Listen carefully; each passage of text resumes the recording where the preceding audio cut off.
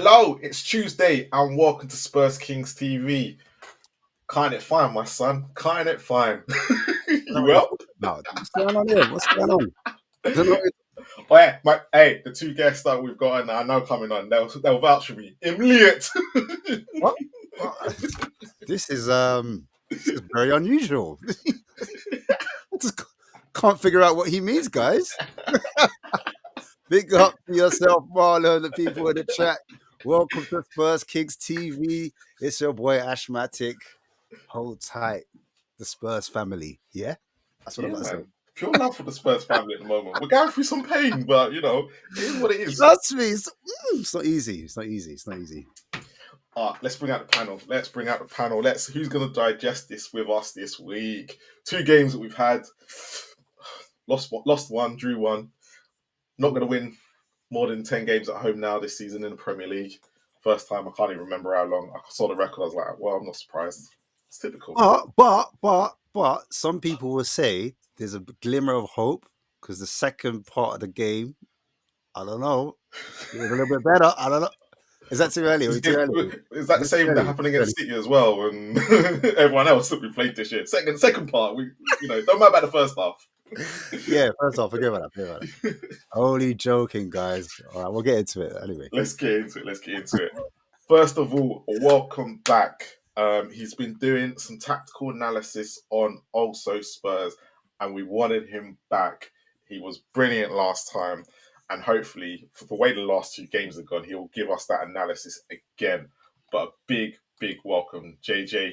You well? I'm good. Thanks, Marlon. Thanks, Ash, for having me back. No problem at all.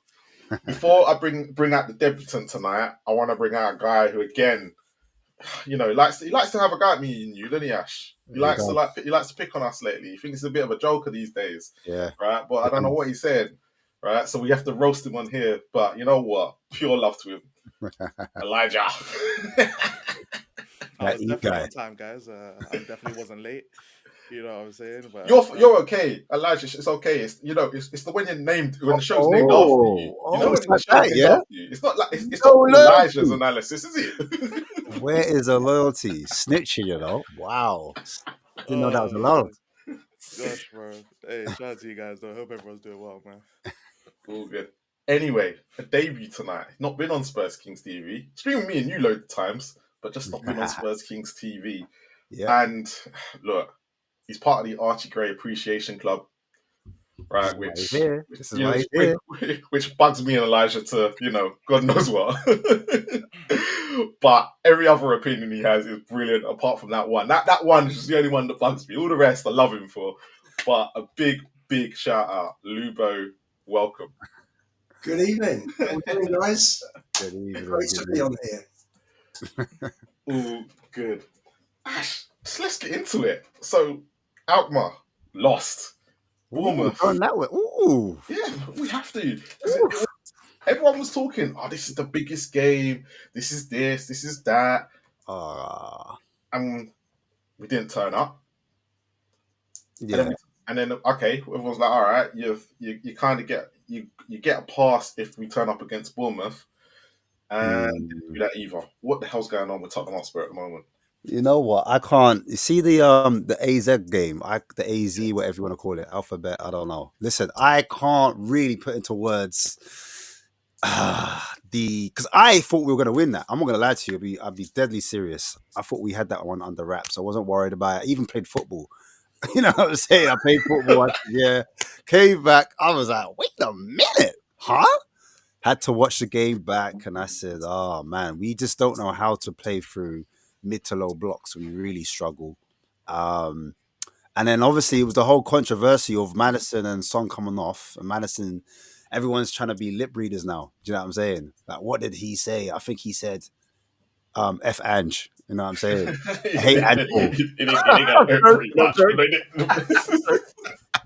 But yeah, there was a whole heap of debacle on X, on YouTube, Stratosphere. Like everyone was trying to figure it out. And it looked like maybe some of the players had lost faith in the system or the tactics or whatever you want to call it.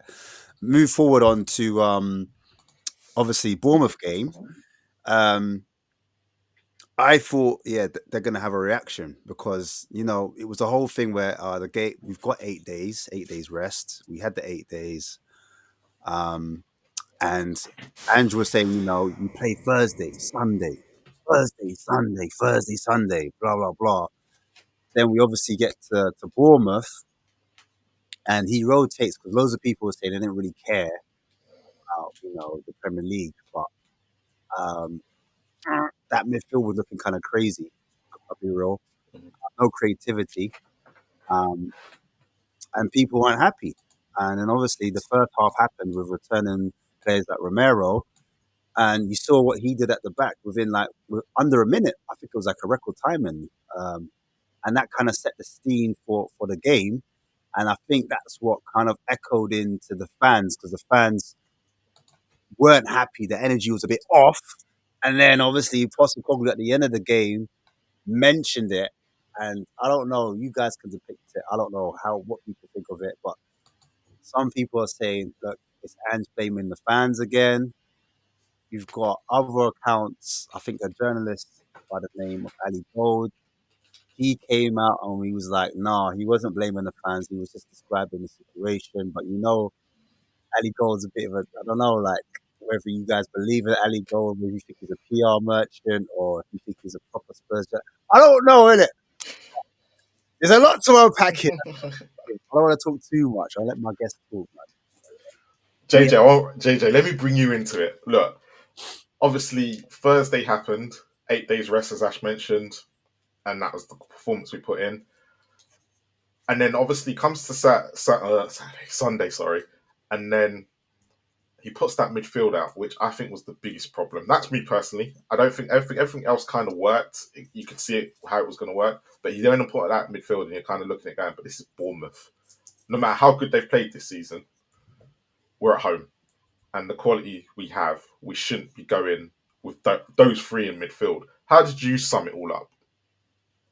Yeah, I think it's a really fair point, Marlon, that quite a few people were probably caught off guard by the midfield selection on Sunday.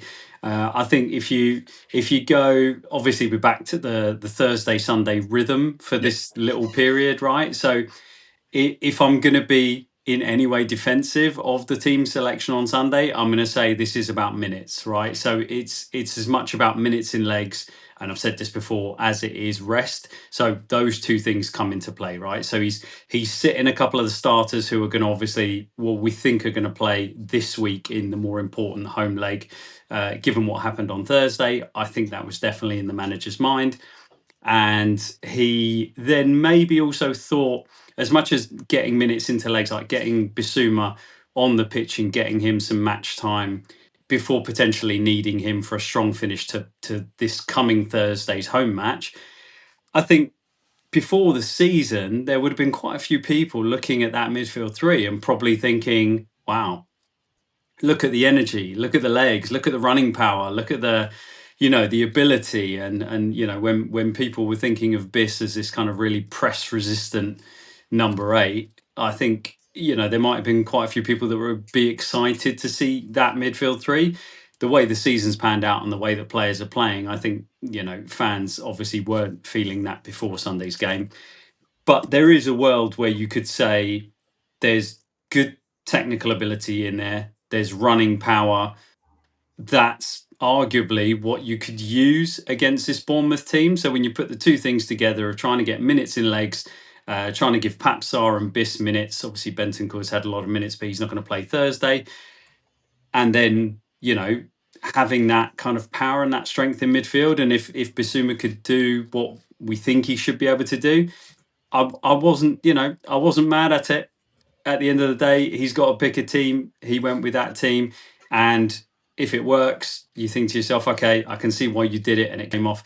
Sadly, it didn't. It didn't work the way we wanted it to do, and kind of that's the end of it, right? That you live and die by the decisions you make, and that midfield didn't look great early in the game. But I do think there are other reasons for that Ash has touched on as well. Lubo, season ticket holder. So Thursday happens, and then within the first 5 minutes, as Ash said, Romero kind of sets the tone of how the game's going to go. Yeah, I Do you think think that creeped into the fans as well straight away, and that's probably the reason why it was so flat, or was there other reasons behind it? Because I think the fans are flat generally because of the season that we've had. I mean, I go regularly home and away. I cannot remember a worse season since crikey, probably the early '90s. I think when we finished in 91, 92, 93, 94, we finished 15th. I remember those days. This is typical. This is similar to that. Um, it's just dreadful. I think Romero got absolutely castigated. And he was very rusty. He's had 7 minutes in 4 months. You can't just expect him to bounce back and be brilliant. Romero. Having said that, you don't expect him to give the guy a free shot on goal after 17 seconds. So for me, in terms of the midfield, in terms of the team selection on Sunday, I felt it was all geared to Thursday, because win, lose or draw on Sunday, it really didn't matter particularly. It's what difference we got: 36, 34, or 33 points. We're not gonna get anywhere near the top half of the table. You see, with the running we've got, you got Liverpool, Villa, Chelsea, West Ham, Fulham, and Wolves all away. Um, Apart from West Ham, they've all got something to play for. You know, if we get 10 points from the last 10 games, I think we'd have done well. So for me, I didn't mind the midfield. Actually, didn't bother me as long as Bergvall starts on Thursday and he was fit, because he's got legs, and I think he'll be key Thursday. Um, and I just thought listen, we could have been 4 down quite easily on Sunday, but the positive I took from it was the fact that we came back from 2 down at home, which we hadn't done against Newcastle and Ipswich at the Lane this season. So that was a first. And it's just the fan in me talking, I think, because this season's been dreadful. It's just been awful. Elijah, talk to us, bro. What happened? Thursday, Sunday. Come on. Which game? The Thursday or Sunday, bro? Start with Thursday and then lead into Sunday. How are your Alright. feelings going into both those games? Because obviously, look, as Lubo's touched on, the atmosphere is because of the season. JJ's touched on the tactics. Ash has touched on a few things as well. But where are you sitting with this whole situation at the moment? About 6 hours before the AZ game, I was on the Hotspur cave saying we could win the Europa League. And 30 minutes after the game ended, I was saying that we're going to lose to AZ in the second leg. So that's pretty much my emotions wrapped up in a nutshell. Yeah, it was a long day. We got violated against AZ, which on paper it makes no sense because our team is just way better than theirs, isn't it? But they outplayed us. It was that simple. The midfield, in my opinion, has always been the biggest issue because that's what really links everything together. It's the midfield.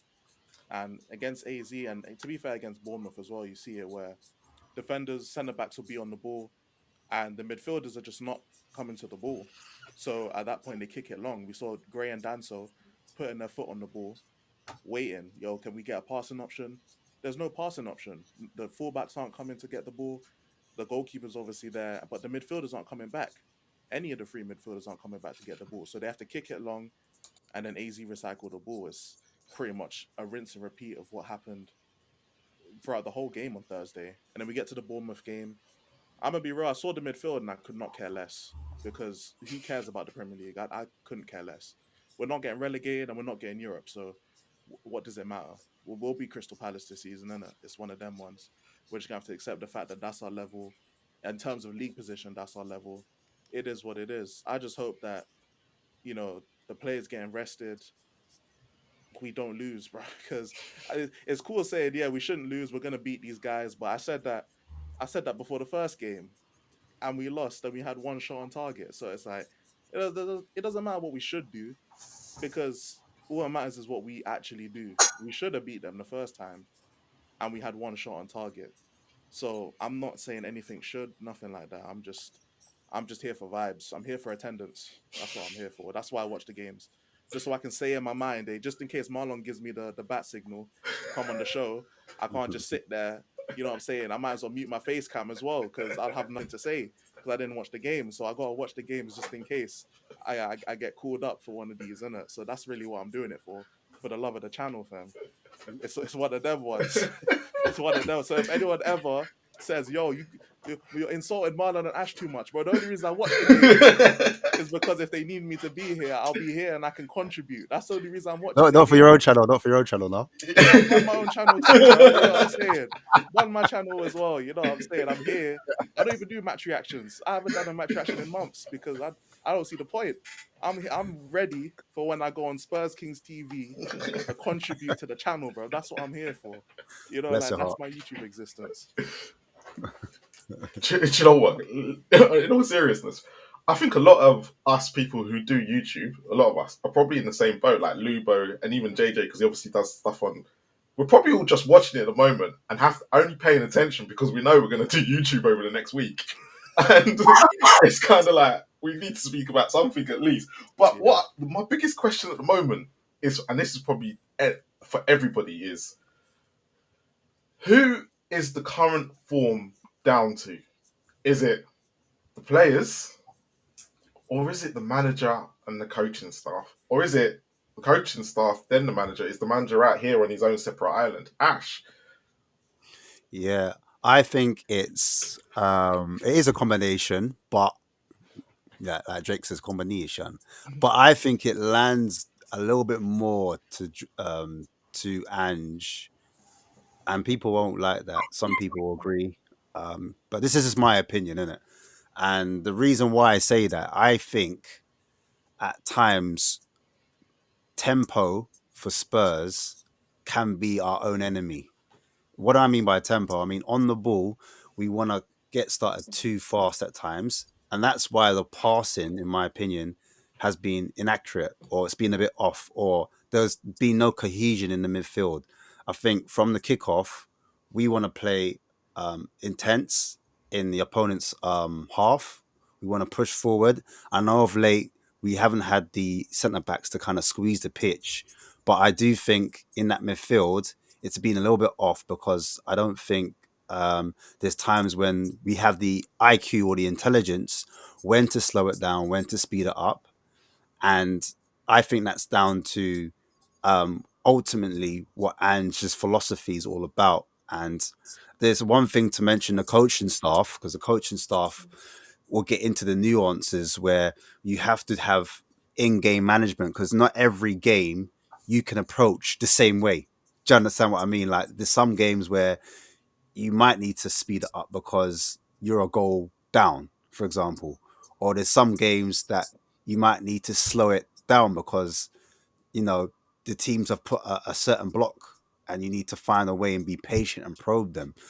And I don't think a mixture. That's why I say it's on some of the players, because some of the players don't have that kind of in-game management themselves. Because you need leaders on the pitch, as people say, to know when to kind of make that pass. I feel sometimes where we are in our set formation, and we've got two at the back, and then we've got pretty much maybe a three in front at times, or it's 2-2, and then it's 5 or 6 players, or even 7.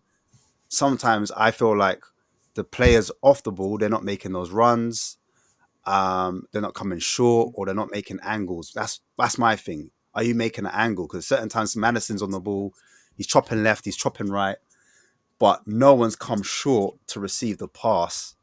And I think that's a mixture. That's what I wanted to see with that 8-day rest. Can we do things a little bit different? Can we get back to some of our old ways, to what we saw at the start of the season?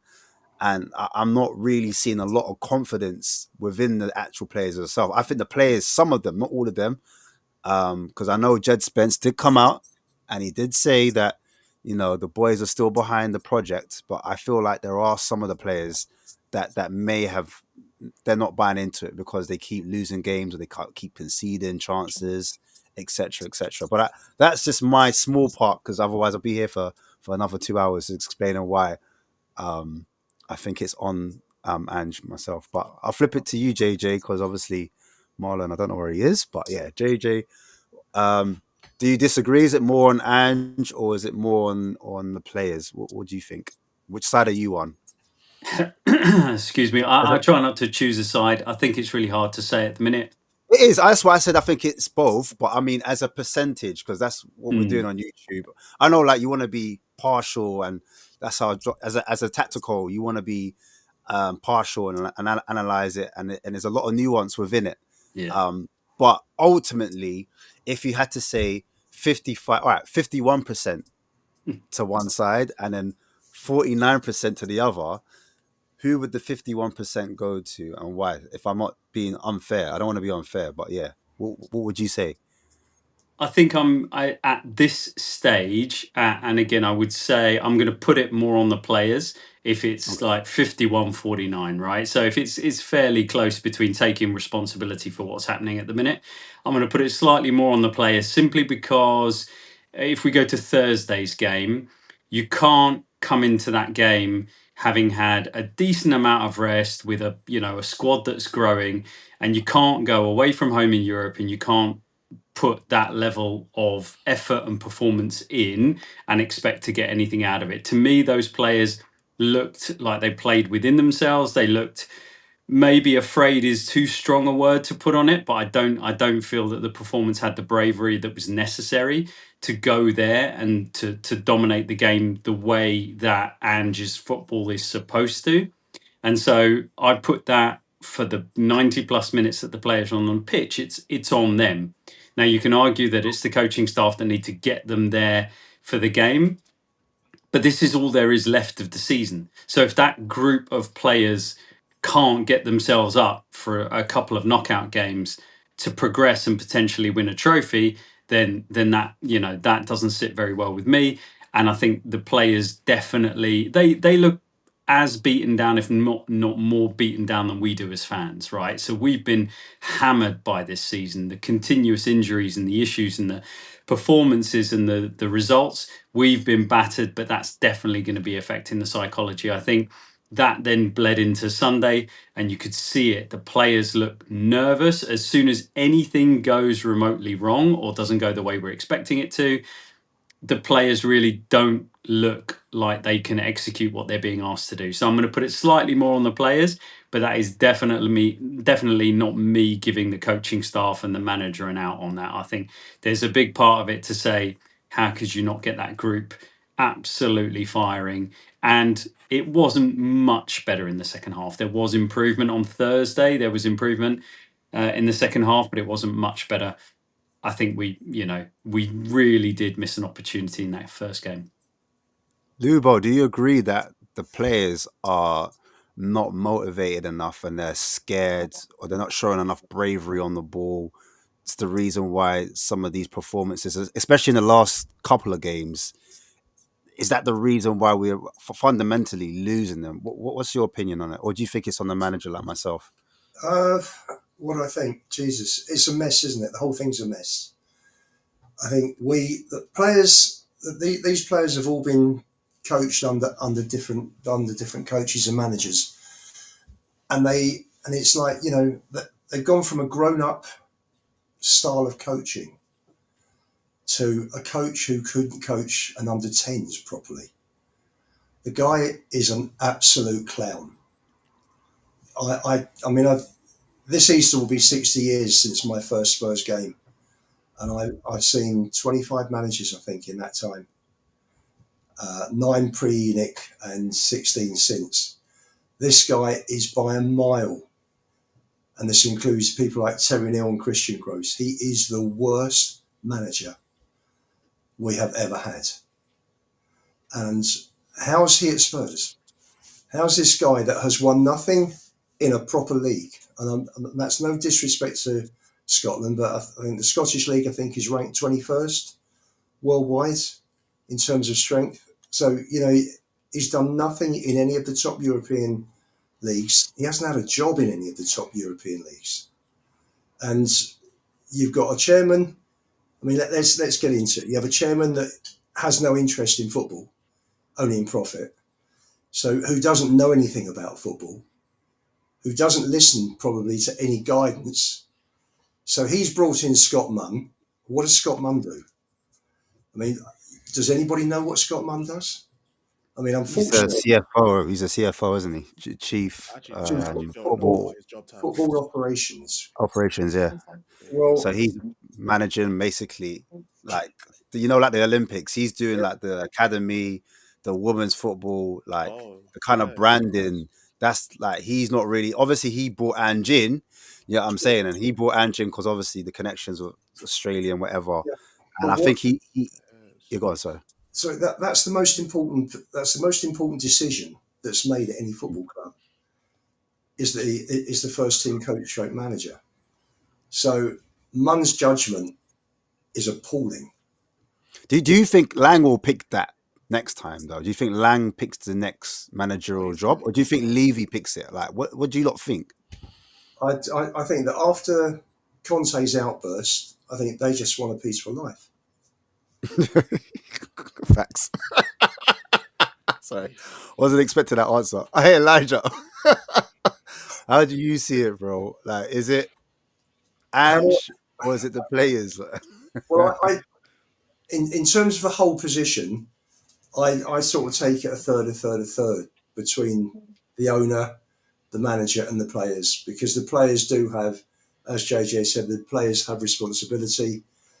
The squad is not as good as it should be. The players aren't as good as we hope they would be or expect them to be, and this is why we're 13th. You take out the feel good factor. The manager bounced when he came in last season. Take those 10 games out of the equation. For the next 28 games, we finished 12th. Well, we're now 28 games into the season now, and we're 13th. So he's been very consistent now for 56 games. We've 50 these last 56 games, we've got 74 points, which But was didn't Conte have and I know this is an old saying, but had Eric Dyer, who people didn't really rate, um, Emerson Royale, he had Ben Davies, who people are now rating actually, and he also had But Romero, who is a good defender, but people thrown under the bus this season saying he's not being good and he needs to sell because he's not serious. Conte with that same back five, should I say, he got them with Hoiberg as well and Bentancur. People aren't rating Bentancur either, saying Bentancur's no good. Hoiberg was supposed to be the most dribble pass player in Europe at one point. Do you know what I mean? He got those players playing, and I know you're going to say Harry Kane though. He had Harry Kane, so that's not fair on this manager. But uh, the amount of shots we've conceded, just to be fair, and the people like XG. I'm not massive on XG because I think it's subjective, but the non-penalty XG is crazy, meaning that how many shots big chances were conceded is sky high. But we've got on the plus side, we do have a massive goal difference. But then if I take that into context, it's because we're smashing teams 4-1 or 4-0, and so it inflates sure.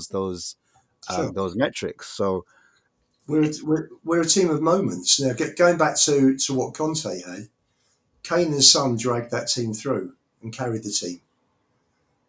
And Conte also played a low block because he looked at the defenders that he had and the midfielders he had. And it's funny because I split Conte into two.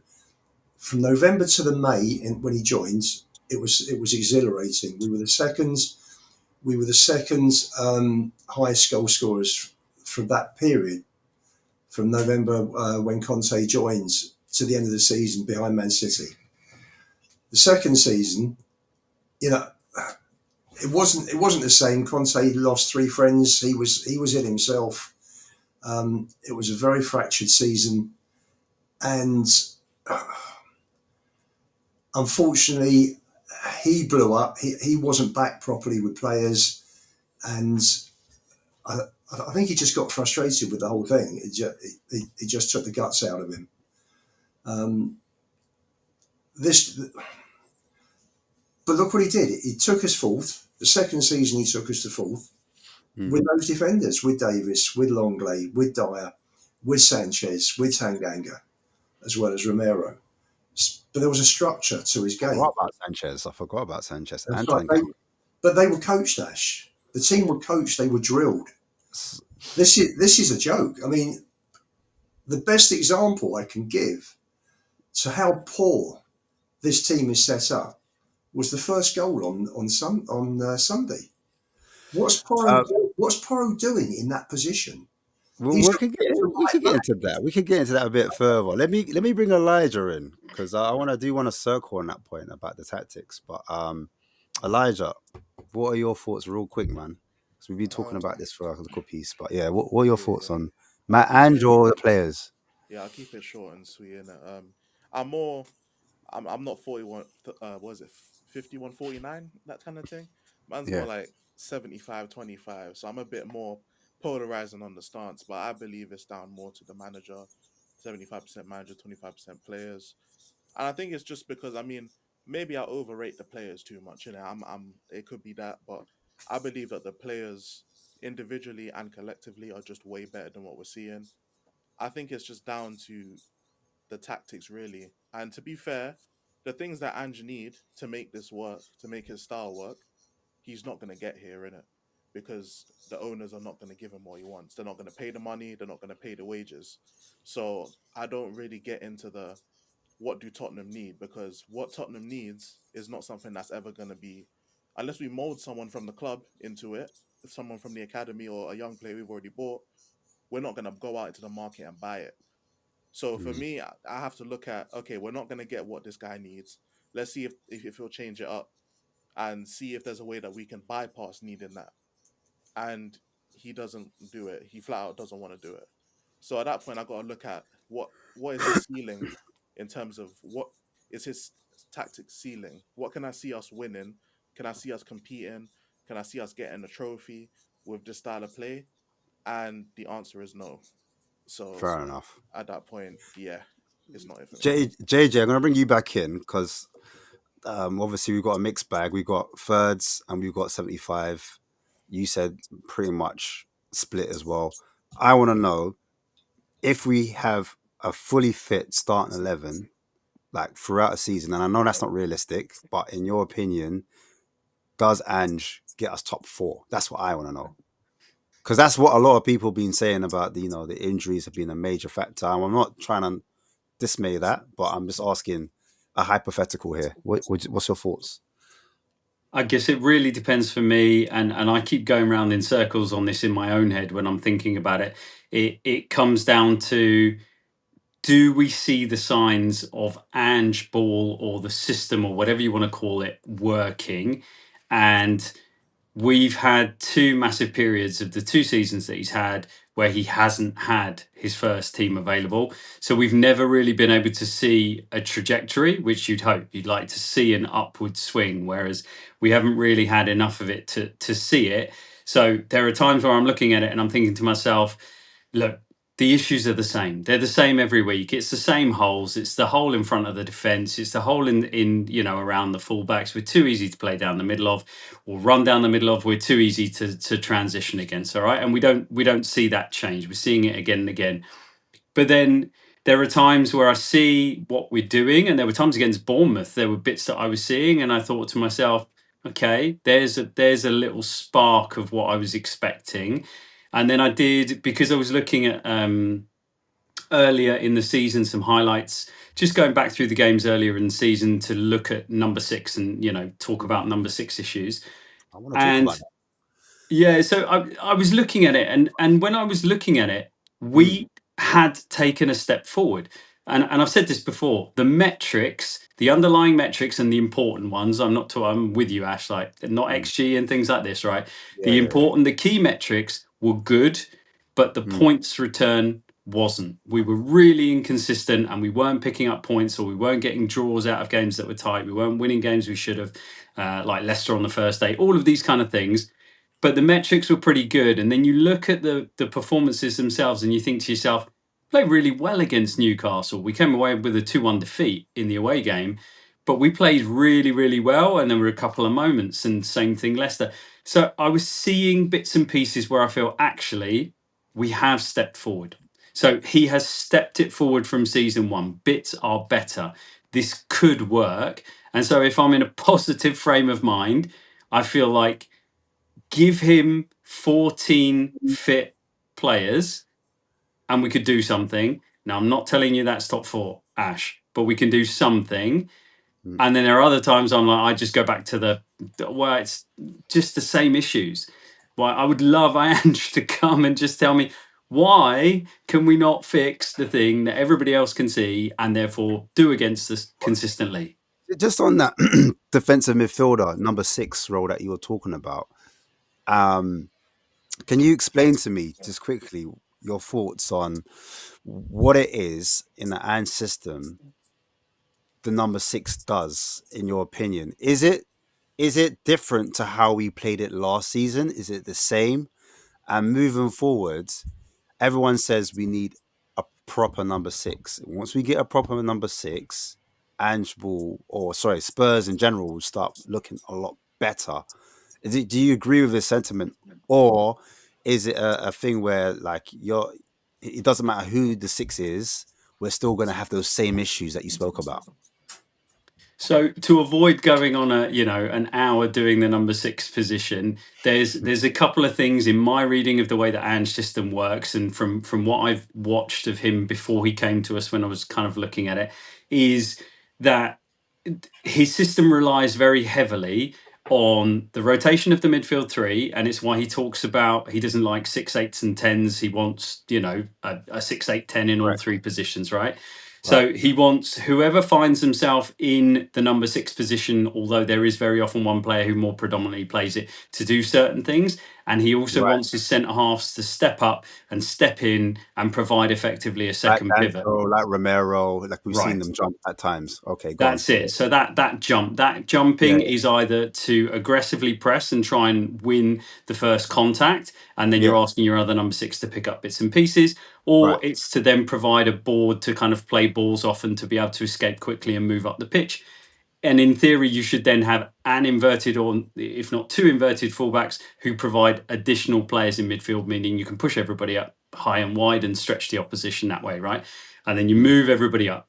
That's what he Right. wants from his system. Under this season, even though this is no criticism of Danso, he has very recently in the last couple of games, he's got this wrong a couple of times and it's led to goals. He's not timed his coming out. He's mistimed it. It happened against RZ last week. It happened against Bournemouth. Teams are getting success because we're not timing it right. So there is a That's right. I personnel agree. issue Mhm. improving. And I definitely think that a more natural number 6 style midfielder who comes in and runs better lines and just smells danger a little bit and cuts off some of those balls that are very easy to come in, particularly from the attacking left hand side, straight in front of our centre halves, could improve that as well. But, and I'll move it on really quick. That's the last bit I want to ask, because you said that in the Ange system, and I want everyone in the chat to get this as well, and the people on the panel, he doesn't like number 6s. We all know that, but he does deploy a number 6 because the midfield three, basically they rotate, so they have to be able to do a 6 job, an 8 job, and a 10 job, right? If we were to buy a specified number 6, someone that predominantly plays there, all of a sudden they've moved from a 6 position to a 10 position. Do you know what I'm saying? Is there fundamentally still the same issue? Because now the midfield three that you've got, you might have one of your 8s or 10s playing that 6 role, and then you might have that 6 that you've brought in, and everyone's saying that magical number 6. For example, Archie Gray. Yeah. If Archie Gray was the number 6 in that DM role and he was asked to rotate and move out position, does the system still work with Gray not playing holding? Like, because most people think that's a holding midfielder. They're meant to scan and stay in front and protect the 2 at the base of it, or the 2 defenders, whoever it be. Do you know what I mean? Do you see what I'm saying? Yeah, what I would say is that yes, there's a world where that is exactly the case, right? So you bring in a quality number 6, and does that number 6 then have the qualities to go and do the 8, or arguably maybe not the 10, but go and do the 8 role? But not even that. Not even that. I mean, once they've moved out of that position, Yeah. then someone else has to fill in that 6 role. And are we then not back to square one because you've asked Archie Gray, or let's say Cardoso, who plays in a double pivot, not a single pivot, but he's asked to do a number 8 or 10 role. And then we've had to move another, let's say Maddison in the 6, or we've had to move another midfielder in the 6. Does that kind of make the system, I don't know, weak in that sense? Good players do the right things at right times. If you've got the right players out there, they can do it. And I you know, as Tottenham fans, we will have looked enviously at some of our rivals over the years and seen some of the players they've got. Even when you would see N'Golo Kante when he was at Chelsea, if he found himself in a position where he just broken up the play and he sprinted another 25 yards, he had the pass. He made the pass, right? He did the right things at the right time. You don't remember him consistently giving the ball away. He was just a quality player doing what he needed to do. So arguably it can work. This manager believes it can work. He's made it work everywhere else he's been.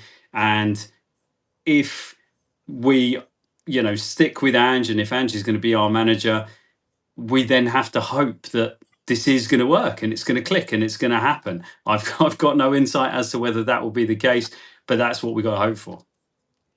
Cool, man. Let's bring Lubo into it then, and ask about the old Archie Gray situation, because that's why you're here. Yeah. Well, let me just touch on the last thing that JJ said. If this guy stays next season, I will put money on us being relegated. He is useless tactically, absolutely hopeless. I had a chat with David Pleat at his book signing Tottenham Trust evening, and I asked him what he thought of the system. Now, Pleat is a top football person, and he sort of looked at me and he said, "Well, he plays two at the back. He leaves an awful lot of pitch for Romero and Van der Ven to cover. You've got to cover the whole width of the pitch. You've got fullbacks. I say they're fullback. They're not actually. Let's start with Porro and Udogie. They were bought to the club by Conte because they're wing backs. And Conte played 3 at the back. They're not fullbacks, and they're certainly not inverted fullbacks. I think Ange is the most arrogant, intransigent manager I think I've ever seen. He's putting square pegs in round holes all the time. So I've just mentioned Porro and Udogie. He plays this suicidal high line. So constantly players are hitting 50-yard recovery runs. And that probably has contributed a hell of a lot to the hamstring injuries. He asked for Corio to mess around in his 6-yard box. This whole thing about playing out from the back from your own 6-yard box is suicidal. What else have you got? Johnson and Son are inside forwards. They're not wingers. He asked Solanke to drop back too much. So Solanke's not in the right place at the right time like he was for Bournemouth last year. In terms of midfield, we are wide open week after week after week. So you've got 2 at the back. Look where Porro was when he gave the ball away on Sunday. Kirkes ran 63 yards unchallenged. 63. Have you ever seen another match? I've never seen a match in my life, unless it's the last few minutes and teams are chasing a goal in the cup and everybody's been thrown forwards, to stay in the trophy, to put a goal back. I've never seen this in a league game where a guy's run 63 yards unchallenged. There's no one around. The whole thing is it's school child. It's childish. It's absolutely childish. How is somebody this inept? How is he managing our football team? It's just horrendous. He will take us down. He's taken us from 5th to 13th. He carries on like this. We'll finish bottom 3, and it's only because the bottom 3 or 4 are so bad this year. But Luba, you said earlier, just going back on something you said that after forget the first 10 games, you said he was averagely last season getting 12th. He's now played that certain games this season and he's getting 12th again. So would he not kind of just do the same next season where he'd be around 12th, 13th if that's what he's averagely getting? I know the over-exaggeration on the relegation, but when we look at it, with how Ange has been playing this season and last, we just end up having the exact same season next year? Well, you've got because the trend is downwards. The form guide is down. You know, last season we didn't win one game in 10 at home. We've won 5 out of 15 at home. But our away record was terrible last year, wasn't it? Weren't like when you look at our home and away record this year, they're pretty much exactly identical. Pretty much. Yeah. So if we're looking at it, I know a lot of people look at Ange and go, yeah, he's inept and this and that. But actually, as a manager, he's probably a mid-table manager. And that's the bit that's probably bugging everybody. Because if like Ash was asking earlier, if with this squad, where would you realistically think after September the 1st, realistically, where did everyone think would finish? Well, if you looked at the last 28 games of last season, where we finished 12th, we only brought one player in. We lost several established players in the transfer market, and we only replaced them with one established player who was established Premier League. So why would we be any better than 12th? We're a team of moments. Yeah, and that's the thing. Yeah, and that's what I'm trying to get at. We did enough, Marlon, in certain games earlier in the season where we were sort of mid-table. It was a bit snakes and ladders, wasn't it? It was lose to Palace, beat Villa, lose to Ipswich, beat City. And after that, it just went to pieces. And, we are screaming out for a 6. Basuma, Bentancur and Sarr have been poor for 16 months. And he won't play Gray, who's a 6, even give him a try. No, but this whole thing, he is the only 6 out of the 16 players he's brought to the club. And he won't play a 6. He plays 2 at the back instead of 4. We're wide open, and we've got no protection in front of the back 2. And this whole thing, JJ was talking about pressing like the centre backs. So Gray went out and pressed, and the Everton guy at Goodison a few weeks ago tucked it round the corner, and you've got a one-on-one with Dragerson that ended up in the back of our net. Where's Porro?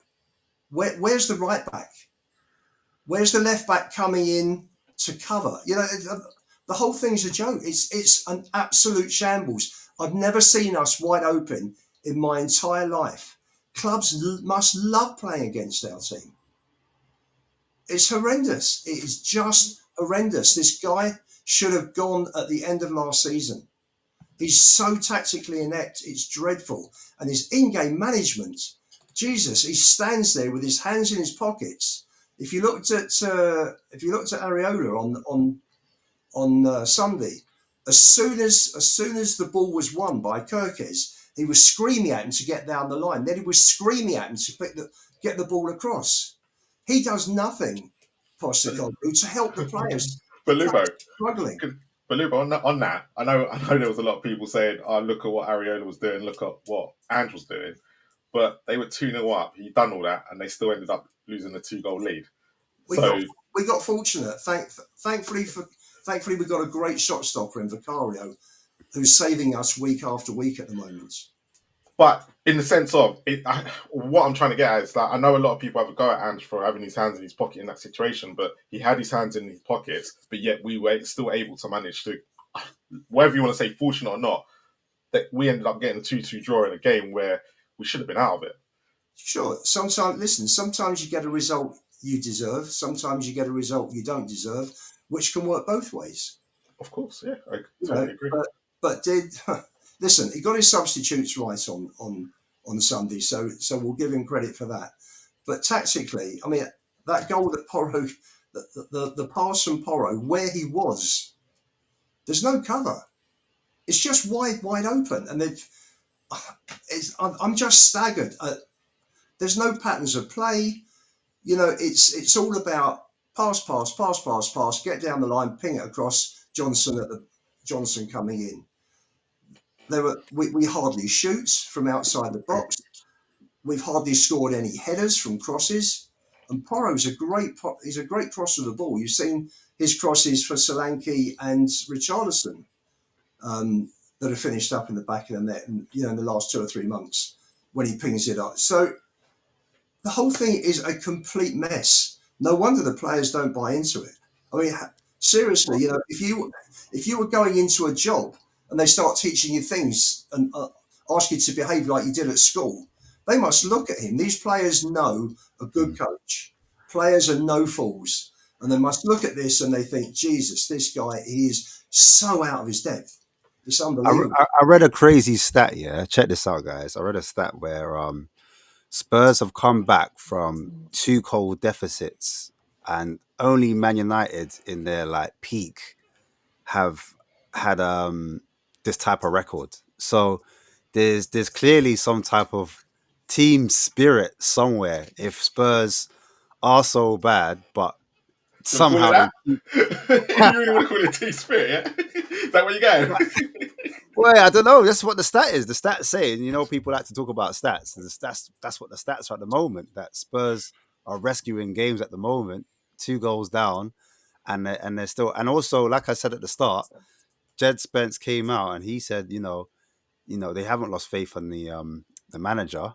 They're still playing for him. Do you know what I mean? So, do you not honestly think that if Ange is given, because some people say he's not backed, he hasn't been backed.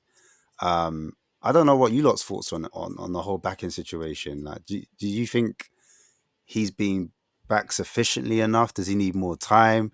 Does he need more time in the Premier League to understand if he starts to pick up results? JJ, what are you saying, man? What do you think? Look, there's no world where I'm going to sit here and say that the Tottenham Hotspur board and recruitment team have knocked it out of the park, and everything's on the manager or the players that are there. It's absolutely not the case. We are typically in a position where we are either just short of what we need or a fair distance short of what we need at the closing of any given transfer window. It feels like, or decisions are made.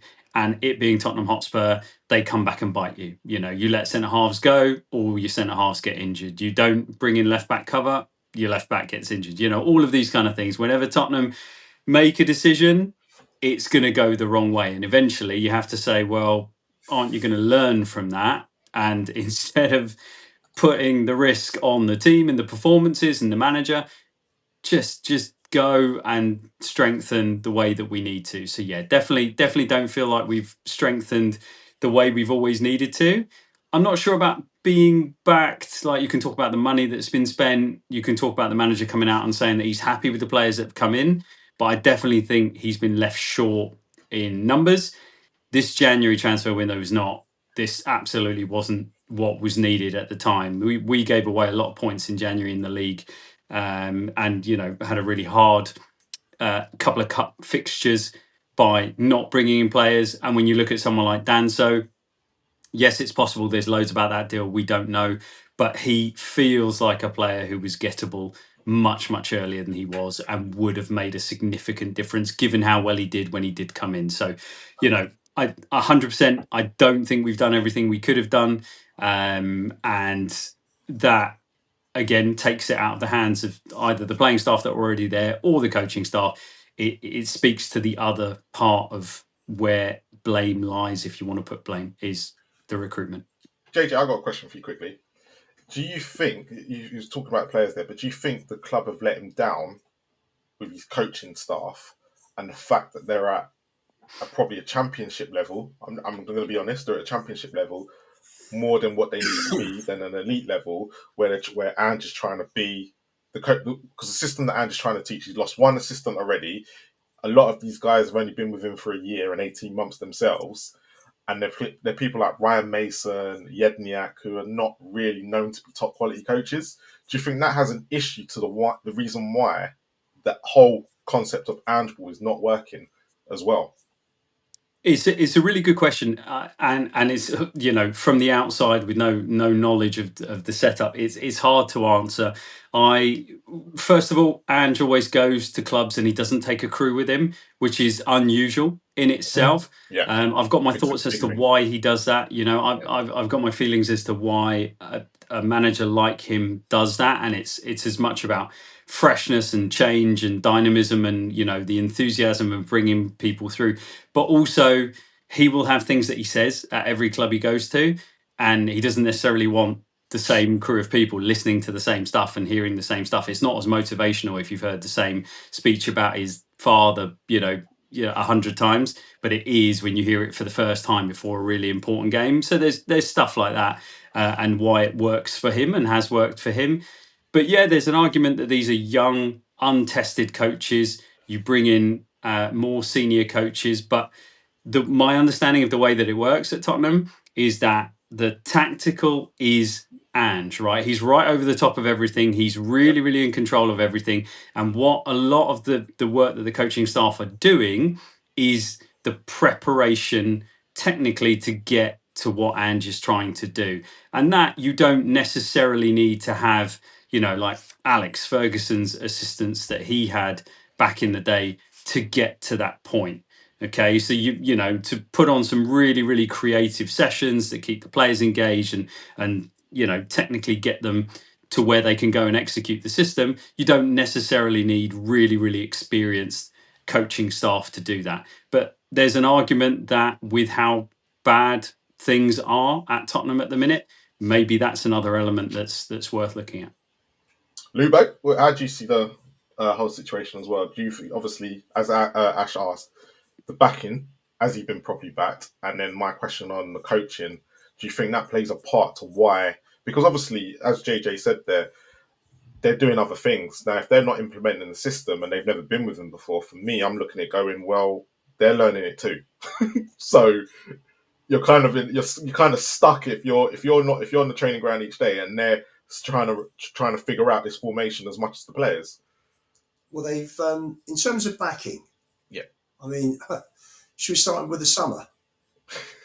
Let's start with let's start that. Go on. Ange hasn't been back properly, although it was well documented across the press that he wanted Gallagher from Chelsea. Gallagher was never going to leave. He wasted months and months chasing Gallagher. Gallagher's a Chelsea boy, his family's Chelsea, all his best friends are Chelsea. There was no way Gallagher was ever going to leave to come to Spurs. That's why he doesn't understand the Spurs Arsenal thing, does he? That comes to the whole Man City game then. Yeah. He obviously doesn't get it. That's right. I think in terms of, yes, JJ's right. Isn't it strange that he doesn't bring his own team with him? And it's funny, the only time that Nuno didn't bring his team with him was to Spurs, whereas Nuno's done well everywhere else he's been. You look at Eddie Howe's got Tyndall next to him on the touchline. Look how well they've done together as a pair. I mean, you go back through the years, Clough and Taylor. And it goes on and on and on. And do I think he's been backed? No, I don't think he's been backed at all. Although he hasn't helped himself chasing Gallagher right the way up to the end of the transfer window. Let's sort of move forward to January. Kinski we didn't need. What are we doing with Kinski? We've got Austin. We've got two great keepers in Keeley and Gunter coming through. You've got Whiteman there who they may as well sell. You've got Forster now who I think they will sell. I mean, you got 7 keepers on the books now. We didn't need Tell. We've all seen that he's raw. He played 3 games in 3 months. So the kid's not match fit. Bayern Munich don't rate him. As I say, 3 games. And I know it's difficult when you've got Harry Kane at centre forward, but we can all see that he has got talent, but it's raw, he's inexperienced, and he wasn't what we needed to bring someone in to come and get 10, 12, 15 goals from the end of Jan to the end of May. So the only decent signing was Danso. I think Danso is a decent player. I think he's an upgrade on Dragerson from what I've seen. But I think Danso, like Dragerson, would do much better in a back 3 rather than playing as a 2 and just, an isolated 2 with no 6. So as far as being backed's concerned, he wasn't backed. They brought in 2 out of 3 players that were just ridiculous decisions. God knows what Lange and the team are doing. In terms of the tactics, he's not a fan at all, boy. Seriously, I'm not.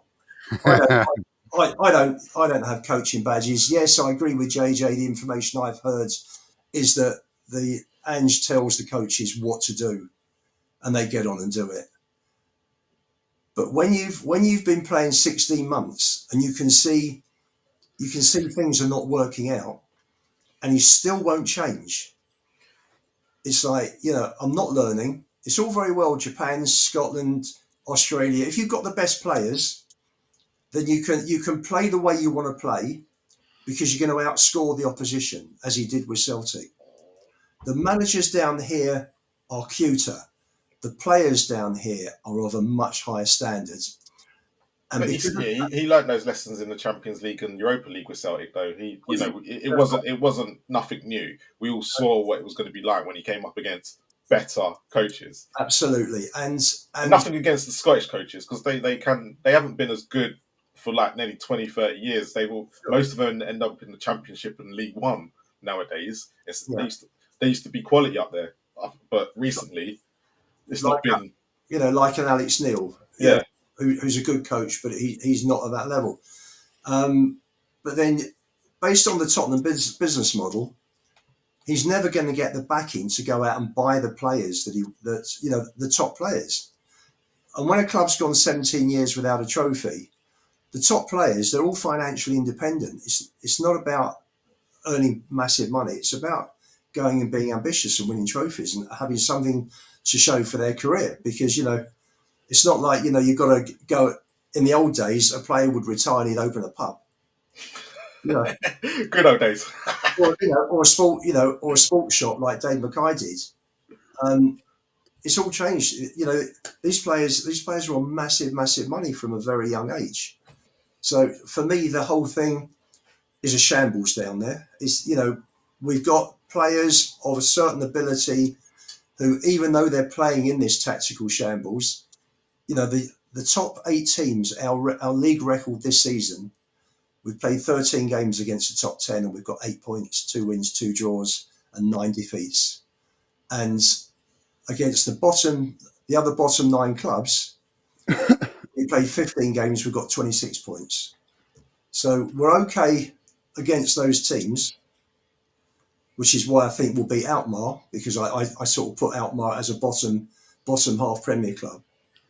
But we are miles off. We are miles off the other clubs. And having said that, a different manager would get us higher up the league. Top 4, never. But I think, maybe 7th or 8th instead of 13th, 14th, 15th, which is where we'll finish this season. Right, can I ask a question though before you go in, Marlon? Just to go back on that Bournemouth game, just real quick. I know we're talking about the whole is he being backed and blah blah blah. What's the video? No, but video. Yeah, you had it up and then it disappeared. Oh yeah, no, I just was highlighting something in it so the audience could see in it as they were talking. I just thought I'd just dash it in there real quick. But I just wanted to know, like, obviously people were like, "Oh, I said it." Romero, he didn't start too well, whatever. But does anyone think on the ball? Sorry. Yeah, there's the reason why I need to put that out there, because a lot of people were really Romero about his game on Sunday, but actually defensively he was sound. It was just on the ball, but he wasn't the only one. It just looked worse because most of the time that's who Bournemouth went for, because he was rusty. You could blatantly tell he was rusty. And I'm just trying to get him to play it out, and you're like, no, just let him kick it. Let him go long. So there's so many questions I've got in my head. So many. But I'll just try to get quick. Just to Elijah, yeah? Elijah, do you think, I don't know. I might be even mad. What if it was Van der Ven that started, yeah? Suppose Van der Ven started and it wasn't Basuma in the midfield that started as well. Maybe we had Bergvall and Madison there, yeah? And then instead of having Johnson, we had Son on the left, Odeburn on the right. Because obviously when they came on in the second half, things kind of picked up. Do you think the result would have been any different? Or do you think it was just because they came on fresh legs? That's the reason why it was a bit more, of an upturn and form. Or do you even think the game improved in the second half? Do you think anything even changed? Yeah. I can't lie. I was enjoying this free promo, not having to do any actual work. And then you had to bring it back. You know what I'm saying? I was just chilling, like, yo, this is perfect for me. You know what I'm saying? But then you had to make me do work and you had to make me clock in. So I appreciate that, innit? But no, just to answer your question, I don't know. That's the thing. I don't know because you know it is like a bunch of those players you just named, apart from maybe Odegaard, played against AZ, and we didn't see a better performance. You get what I'm saying? So it's one of them ones where it's like I actually don't know, and that's the scariest part. Because on paper, bringing in players who work harder or work hard and players that could retain the ball, on paper we should be able to keep the ball more and ping it about. But a lot of the times when we play games, we just don't see that. Like bringing in someone like Madison on paper, we should be able to retain the ball, build up possession a bit more, look a bit more comfortable and confident on the ball. Bringing in someone like Bergval, whose work rate probably outdoes everyone else in the midfield, if we're being real. Bringing in players like that, you should be able to change the game. But Bergval and Madison played together against AZ, and we still looked off the pace. So it's just one of them ones where I actually don't know. Like, it's one of them ones where we just don't know how the team is going to perform, which is why it's almost like a game of chance, Do really. you think Ange knows his best midfield as well? Do you think Ange knows his best midfield, or you're not too sure? I think he probably does. I don't know what Marlon's it like is. shaking his head, like, yeah, he definitely does know it. What But do you think it is, Marlon? Because I don't know. No, do you know what? I think he does, but I think it depends on who we're playing, because it depends on whether it's going to be Kulu or Madison in the middle, but it's definitely Bergval and Bentancur. That's the But two you're answer me relying this then, Marlon. Answer me this one, Marlon. Yeah, on. you see how we're playing AZ on Yeah, Thursday. Bentancur's obviously got the yellow card, so he's yeah. suspended. So that means that there's a midfielder position up for grabs. Now, as a 6, yeah, you've got Basuma there, isn't it? Now Basuma got hooked at half time, but if Gray doesn't play, because obviously we've got our centre backs back now, so technically Gray ain't going to Gray see a should come minute. in. Huh? He ain't playing. Gray's No, not but going to Gray see any should. minutes. But Gray, Gray is not going to see any minutes. He was He ain't playing, look. bro. wait, are we saying it? Are we saying this I'm going season? to let I'll Lubo be come real. in. I'll I'm be going to let real. Lubo I'm come saying in this because season, are we not seeing Gray then? Is that what we're we're not saying? seeing. We are not seeing Gray as a Oh, DM. And he's a look, right back. no matter what the club have He's said, a right back. no matter Right what the back. club have said, That's what he is. he played He's majority of the cover. games He's last gonna year be where right he back on the bench. impressed as a right back for Leeds. Aye. And in his career, he's barely played Aye. as a DM. I checked because there was I don't know who was saying it on Last Word on Spurs on Sunday. Oh, was it Last Word on Spurs? It was somebody was saying it, and I got at his whole career stats, and he's only played DM, I think, 10 times compared to every other position in his whole career at Leeds and at But Spurs. he's developing. He needs to be developed in that So position. Yeah. he's played. I think he's played as a number 8 more times. He's even played as an attacking mid, which I believe he could probably do a job there eventually because he is so good on the ball. I'm So, never going to deny that. But the so issue I've got with him is he's not Basuma, number DM. 6 then. Basuma's gonna be number 6 then. He, I think he don't- put Bergval he probably. Huh? should be, but this is Ange, so I think he's going to go for I know what Sar I and would do. Bergval. I know what I would do. I'm just saying. would I know say what so, I'm doing. yeah. But I I think want to bring Lubo and JJ in, man. It's not about us. I think he'll go for Sar and Bergval for me. I think that will be the two he'll go for. That's what I was gonna say. I was gonna say that, but I didn't want to ruin it. Go on, No, Lubo. I agree. I agree. I got sent on Twitter today a 2.5 minute video of Gray against Leeds, Gray against Chelsea for Leeds, Yeah. where It he was a was great Oh yeah, performance. that's Yeah. the game I saw. Yeah. brilliant. He was 17 years old and he's running the midfield. And somebody, It was against the rubbish Chelsea side though. well, you know, but the but Casado was there. Casado was there. anybody that plays for Chelsea is of a certain standard. They're not mugs, Marlon. You know, even if Even- it's not the reserve team, these boys are good players. I get that, but when Leeds played Chelsea at the time, it's not like Chelsea were the Chelsea that we all know. Chelsea for the last 3 or 4 years, well, since Bramwich has left, everyone's been taking the piss out of them. Hang on. Their record from Christmas to the end of the season was only third behind City and Arsenal. Yeah, it was. I do agree. However, the FA Cup game wasn't towards the end where it was like the 5th or 6th round where Chelsea were in the rhythm. It was more at the beginning of when they played them. So there wasn't that many games that Chelsea, we knew that Chelsea were going to be on form. So they kind of were gradually picking it up at that time. Well, Do you agree that our midfield have been absolute rubbish this Oh season? yeah, I completely agree. But I don't think where my problem is with Archie Gray is that we've been told by Postacoglu, we've been told by the club, if things have been leaked out, is this, is that, and that, the other. But yeah, our midfield will crap on Sunday, every single one of them. Best time where Gray's been doing an absolute a job for you in there, not a great job, just a job where he's been good at doing what he's been doing, but yet he doesn't see a minute and doesn't get rewarded Go on, after JJ. Let seeing JJ what they come do. in, man. He won't, JJ, say he your won't piece, get, he man. won't get a minute this season with this manager because the manager's clueless. Go on, JJ, JJ. tell him. JJ, educate them, man. Go on. Tell them why. Tell them why Archie Educate Gray is won't play, crazy. man. So, look, for me, Archie Gray shouldn't play at number 6 in the next game against RZ. And there's a very simple reason for that is they won't have had time on the training pitch to do it. They won't be able to do it. He is currently centre half cover and playing at fullback. He will have spent the entire season training in those positions. He will have spent the entire season doing those things.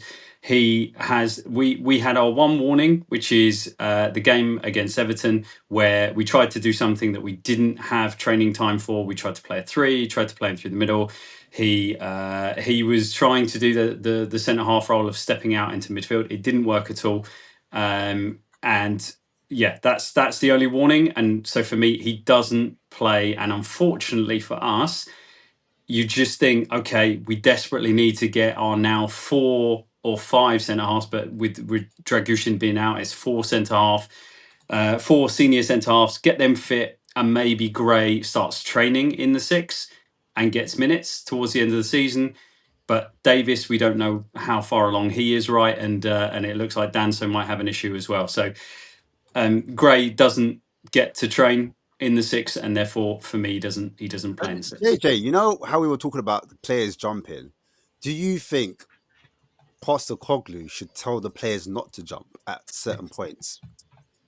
Because I'm go on. I'll let you answer that. Look, it depends what jump you're talking about. So if you're talking about the high press jump, that's a different one. If you're talking about the centre half stepping out, from my reading of it, I'm talking about centre half stepping out. I'm talking about centre half so stepping out. the centre half stepping out is fundamental to the way that his system works. It's why the high line is there. It's why the pitch is condensed upwards and then keep players high and wide. It's what makes it work. So when it does work, you'll see it where you can actually watch it. You can pull out clips. Have you not seen it though? A couple of times this season where they've Yeah, jumped, and it, like, for example, Danso has yeah. jumped on. I think it was Marmoush against City. He jumped on him, and it kind of went pair, and then it left that space in behind where the 6 was exposed, and then all of a sudden they got him behind. I think even against Bournemouth, I think he jumped in that game for the second goal. Was it the second goal as well? He jumped again, and then they was able to what's his name? Clivert was able to just let the ball roll across his body, and then play through Evan Nilsson, and then Evan Nilsson just, do you know what I mean? That You was think that's down? Berryval. That was Berryval the role, but you're right. Danso Yeah, jumped wrong time. He did it against Ipswich. We yeah, Ipswich conceded as well. the chance, and yeah, he's not getting the timing right. But that's not, again, not a criticism. It's just Danso not being ready for the system. So you But think that's watch okay? Romero do it. Yeah. Now Romero is more elite at jumping. To be fair, like when it comes to defending, I'll give him that. 2 games at But Sunday, I yeah. was going to ask though, just on that though, it does not a manager not see that and then tweak it? Do you know what I'm saying? That in-game management there, where you're thinking, all right, I've seen a few games, Danso's not quite getting it. Like, does the no? Am I talking madness? No, You it's ask him spot to on. change the system, bro. He said he ain't doing that. So I just yeah. yeah. No, maybe I'm even mad, but yeah. No, I just wanted to get that out. But all right, cool. All right, let me ask one more like fantasy question, not fantasy, but hey yo, like a mythical Ash's question. dream, mate. This is going to be an Ash dream Mythical. question. Beware, lads. Wild out here. Listen, it's late. Listen, we might go anywhere, but listen, do you That think was a if late night Ange was at fantasy, Man bro. City and he was backed, do you think Ange does a better job than what Pep's doing at the moment? Because the reason why I ask this, because everyone's like the 66, and obviously Man City, they're getting played for at the moment, like quite easily for a number of reasons, in my opinion. Rodri being the main reason, but I still feel like football meta has changed, and this whole possession-based style football where you squeeze the pitch, teams have figured out a way how to play through that. Do you think Ange does any better than what Pep's doing? Because Pep inverts the centre backs as well as the full backs. Do you know what I mean? So, what's your thoughts, man? Pep inverts one fullback at a time, not both. And Yeah. yeah, I mean, you've seen the drop off from Rodri to Kovacic, and you've also seen the drop off because Haaland was very, very reliant on De Bruyne. De Bruyne hasn't played that much, and he's getting older. So there are other factors apart from Rodri. They've had injuries. They haven't had a settled team as well because of various injuries through the season, and they're still fifth, and they'll make Champions League next season. They're just what would Ange do at City? God knows. I'm just asking a question, a hypothetical. I don't know. That's a fair question. What would he do? He drag them down like he's dragged us down. Do you think though? No, on a serious note, if he got a job at Brighton, Bournemouth, or Liverpool, where the culture of the clubs are a lot better than what Spurs were, because he was coming into a bit of a cesspit. Conte had left on that what he did, and everyone was like, "Oh my god!" And we were upset with Levy. We all were. The club was going in one direction. His first 10 games lifted us. However, the culture still kicked in, the same culture that we've had for the last 5 years, and he's apart from he's probably worse than any of the managers that we've kind of had in the last 5 years. But we don't know how Nuno would have ended, because Nuno was doing exactly what Ange was doing: win, loss, win, loss. So if he was at Brighton, would Ange be doing a better job? I knew it. Danso could be out. I knew it. That was going to be one of my questions. Sorry, carry on. Oh, gee. Is my mic better, by the way? Apparently it was low. Yeah, it's a little bit low. It's a little I bit don't low. know how to turn it up, bro. I don't use this. I don't use We can hear you. Don't worry. Just Ask talk the with your question. chest. Just talk with your chest. Talk with your chest. Ask the question about Ange. You can answer since you spoke. Do you think if the club was better run culturally, do you think Ange would be doing a better job? We'd be winning more games. I don't know about better job, but like the solutions to Ange's problems we can't fix because the owners won't sign the players. So even if Ange's system can work, like we're not going to see it here. So I don't see the reason to keep him. Like that's so basically what you're saying is we need to basically go get a coach that's going to fit the ownership, not that's going to fit us fans. And the reason why I say that because we us fans, we asked for attacking football after Conte. They've literally given us that. Yeah. But the problem is that if the club are not going to go fully all in. Yeah, I can't lie. I care about results. Bun the fans, bro. I can't lie. All of your fans, bun all of you as well, bro. I can't lie. I care about results. I want to win games. I don't care what the football looks like. Everyone in the comments, bun you too. I can't lie, bro. I want to win games. That's what it is, man. I want to win. I don't care what the football looks like. I don't like. That's why his mic's low now. Like that. I can hear him a bit more. He did it on purpose. He's still like that. Yo, guys. Yo. No, I'm a bit closer to my mic now, because before I was back here. You know what I'm saying? Now I'm up here. You know what I'm saying? So you can say bun you lot in the chat. Everyone should get close to their mic right now. Yeah. Yeah. Now I've got chest in it. Now I've got chest. But I just want to win. I don't really care how we play. I don't care about any of that. I just want to win games. That's the bottom line. It doesn't matter about style. If I'm falling asleep, I want to wake up and see that we won the game, and it's one of them ones. So whenever I judge a manager or I judge players, are they beneficial to us winning? Can I see us competing consistently with whether it's the manager? If I'm looking at the manager, his tactics, his style, his adaptability, all of that stuff. If it's a player, do they contribute to what we're trying to do as a club, as a team? If the answer is no, then you gotta go. It's that simple. I don't mind recycling managers, recycling players until we get it right. I don't really have an allegiance to any specific player, any specific manager. They're employees, you know what I'm saying? They're paid to do a job. If they're not good at their job, they gotta go. It's that simple. If I was bad at my job, I would have been fired. Big company mentality, yeah. If we want to be on that level, we gotta have that mentality. You know what I'm saying? If we want to be on that level, of course, it's easy to say we're not on that level. We're not going to be on that level. But we want to see our club win things. Everyone in the panel, in the chat that are Tottenham fans, We all want to see us competing consistently, winning titles or at least winning trophies. Obviously, we have to crawl before we can walk, but we want to see us competing consistently, at least getting back to that.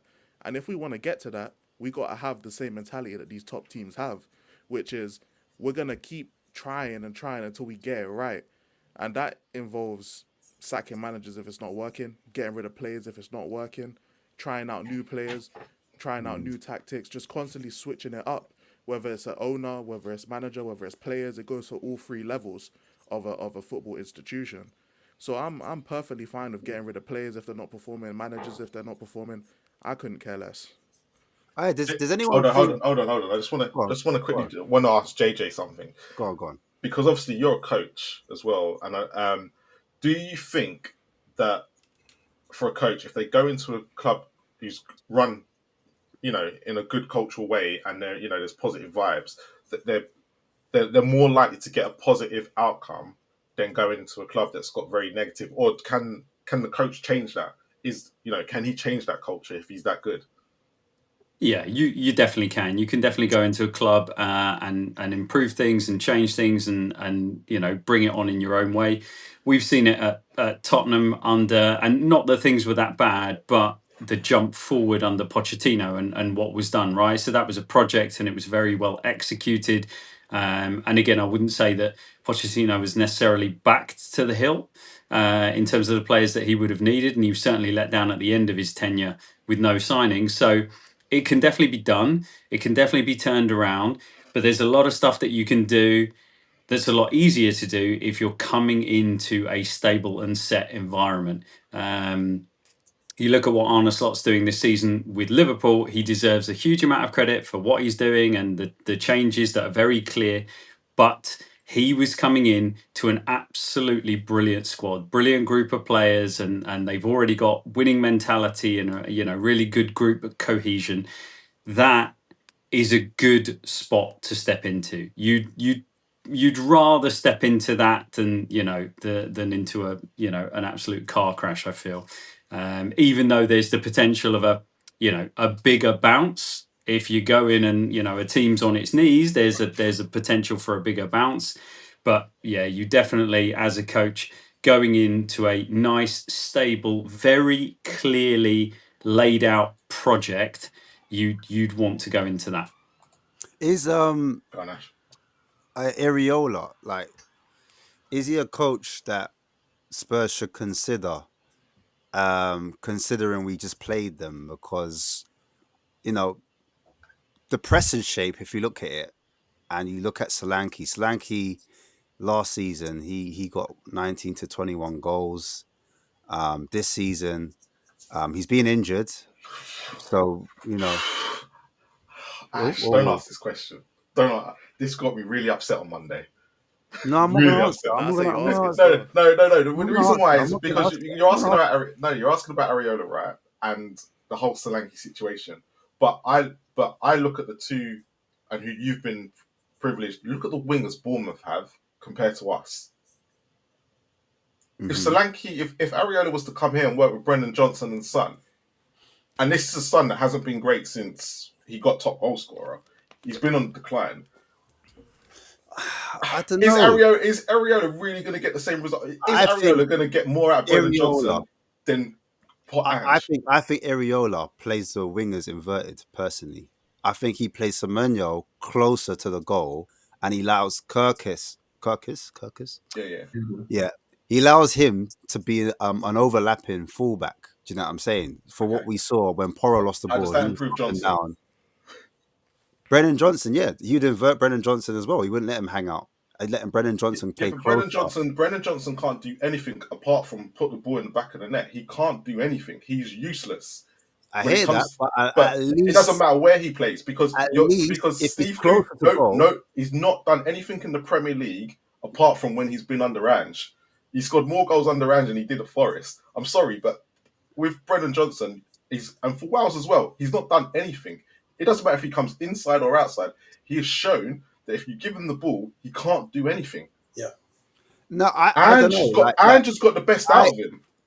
I think if Brennan Johnson is playing as an inverted winger, he's able to make that run off of Solanke, he's allowed to make No, but he bend won't do it. runs. He won't do it Bend because and he's run. not good at it. He's not a clever footballer. The one thing he is good at, and the reason what we've seen it this year is when the ball's played across and he's in the position. That's all he's good at. We've seen him in different situations and he can't do anything, no matter what. And that's why he's so frustrating to all of us, because we can clearly see it doesn't matter which coach has him, they're going to get exactly the same output. And I think Ange has actually got the best out of Brennan, and he's the only right winger at the club that he can play right wing. No one else can. Everyone else has struggled. So I think that if Brennan Johnson is played as an inverted winger, that would allow Porro to stay out wide and overlap, and therefore you get the output you're seeing from Kirkres, but on the right wing from Porro. He's able to cross those balls in, and then possibly you might have Porro at Solanke getting on the end of chances and scoring goals. But you're Either then, yeah, but then you are relying on you are then relying on Porro to be the complete outlet, where Cliver and Semenyo are still an outlet for Bournemouth. no, That's but then why on even the Nilsson still be able to get the goals. So if Porro then becomes shut down and Kirkes is not doing it, you're then relying on Brennan Johnson. no, because on the opposite wing you've got Udogi. So like one Who of the can't fullbacks. cross. No, but what he does is the cutbacks, or he passes it across the 6-yard box. He can sting it across the 6-yard box. Yeah, but he's And again. But I think we've overhyped him, and I don't think he's as great as we actually personally I don't think. know. Kirkes, when he first came to Bournemouth, he wasn't producing defensively the same output that he's doing now at Bournemouth, and I think Iriola will be able to Yeah, but get. he's got. But I do agree with you on the whole Porro and Kirkes, because Kirkes has got a good outlet, so you can see how that links to Porro. But when it comes to Destiny Doggy, I can't see it.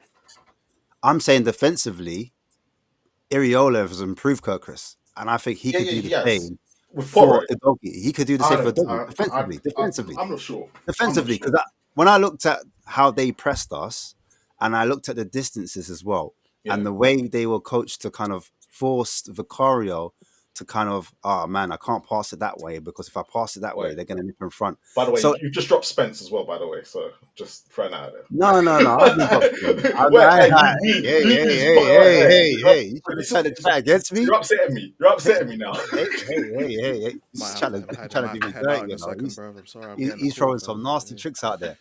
I'm just saying, I think if Iriola was there, he might change some of the dynamics of our fullbacks, because everyone's saying our fullbacks are wing backs, and they have to invert so much, and that's what's costing us goals. And I don't think Iriola would invert the fullbacks. I think he'll make them stay outside, and he'll make the wingers invert, and therefore the chance creation will go up.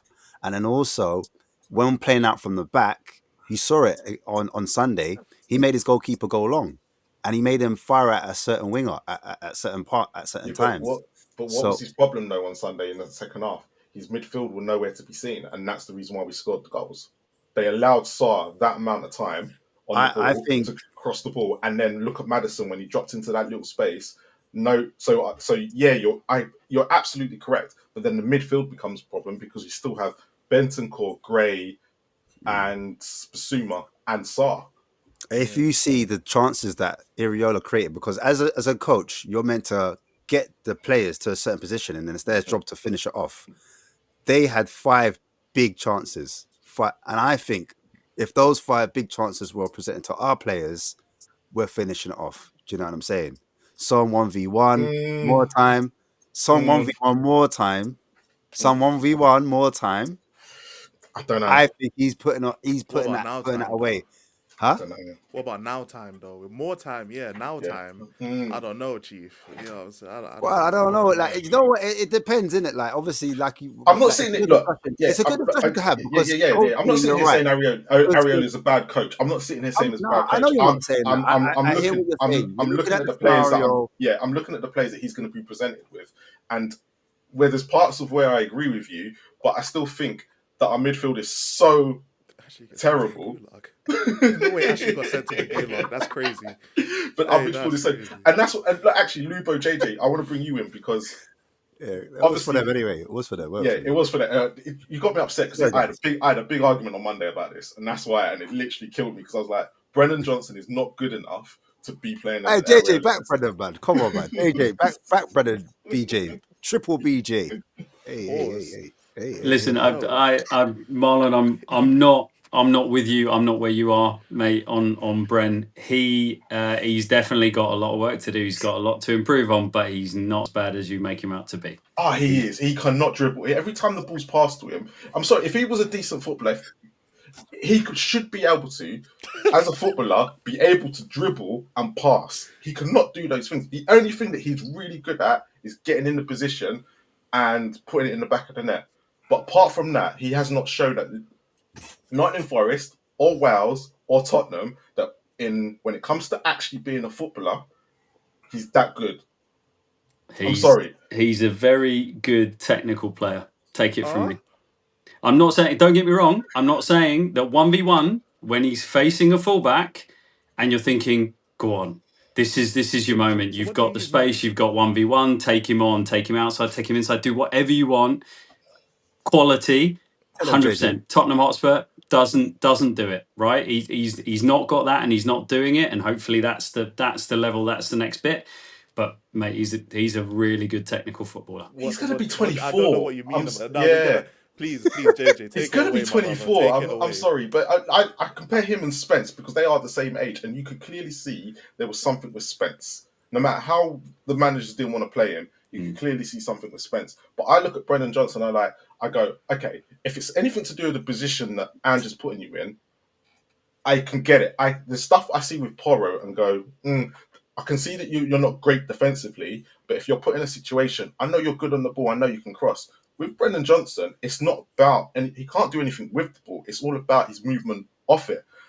And for me, no matter where you put him, he's not going to make a difference in a team that wants to keep the football.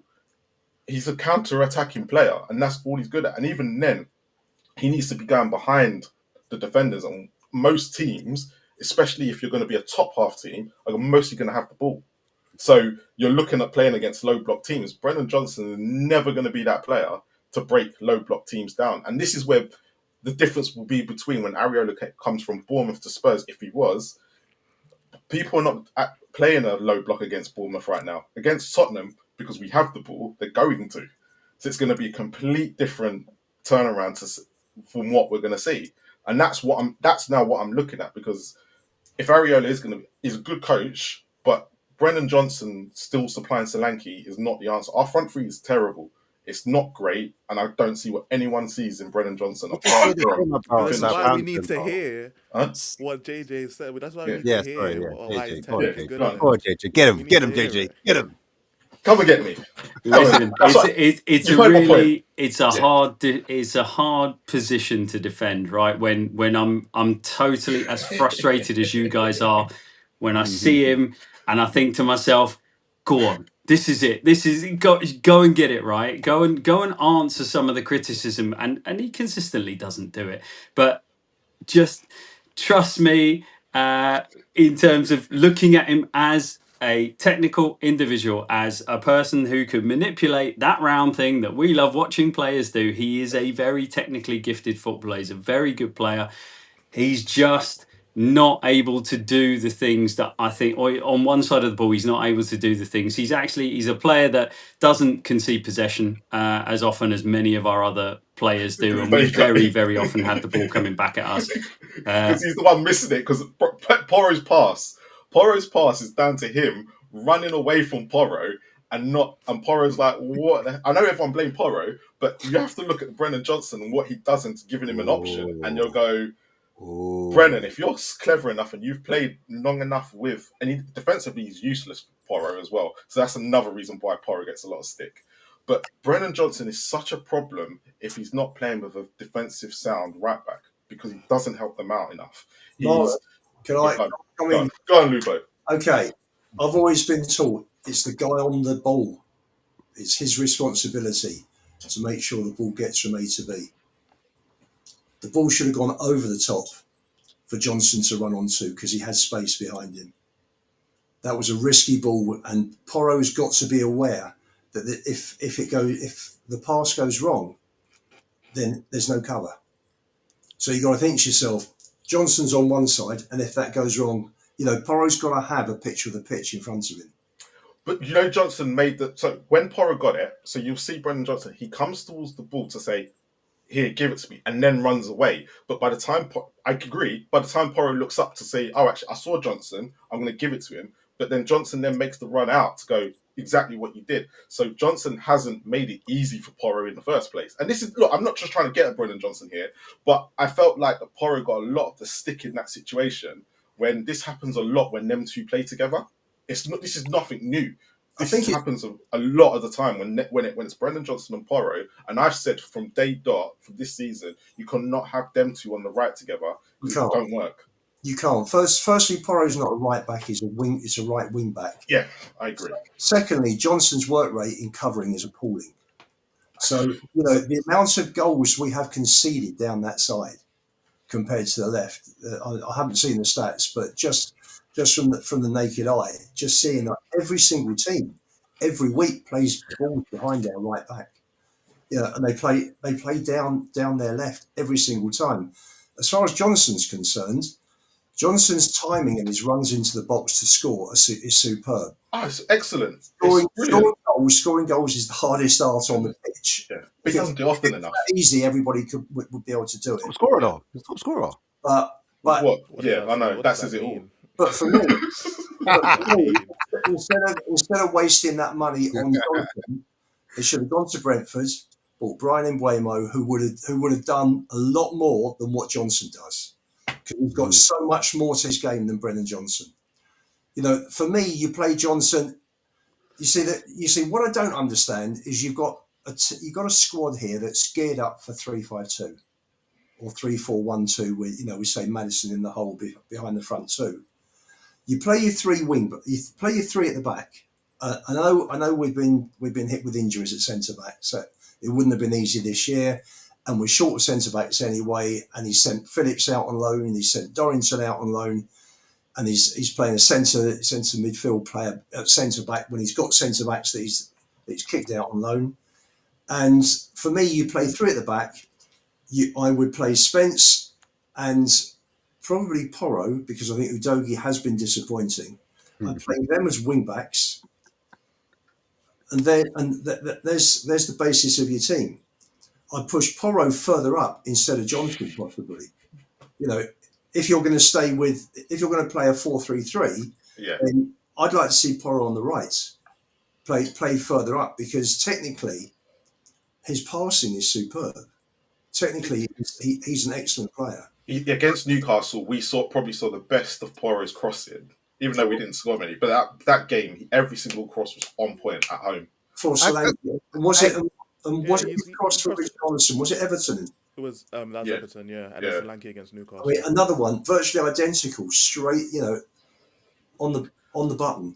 So for me, Porro's wasted because teams are taking advantage of his lack of defensive ability and the lack of cover. To me, Kulu's better in the middle, but you put Kulu on the right, you're wasting him, but at least you're getting some defensive cover there. So again, it takes it away from the team, because for me, you're sacrificing Kulu's attacking skills just as cover for Porro. And again, it comes back to the system. I mean, JJ, you're a coach. Have you ever coached at a club with a system like this, ever? Have you ever seen it? I haven't. Have you ever seen it? Get him, Lubo, get him. Lubo, I think I answered this question in someone else's video, but yeah, in terms of two inverted fullbacks, the way the midfield rotates and how narrow it is, the high and wide, the pushing on the elements of risk that are built into Ange's system is, and I can only speak for myself at this point, it's a bit rich for my coaching blood, right? It's not what I would do. There's a question here. Right? I like that, Rich. Very different. And out, JJ in. But listen. What I would say again, and I do want to give credit where it's due from a coaching perspective, is he's coming in and he's putting down something that no one else does, and he's either wrong and he's mad and it's going to explode and we're going to sack him and then we're going to move on, or he's just crazy enough that he knows something that other people haven't spotted, or he's willing to take things to a level other people haven't, and something comes of it. You never know. You never know. It depends how JJ, positive I'm feeling when I'm answering Sounds that like a question. die-hard Hey, movie sequel. JJ, though, We- if you're a coach, because you're a coach, if this isn't a tactical setup that you would go with as a coach, why do you feel like it's going to work with Ange?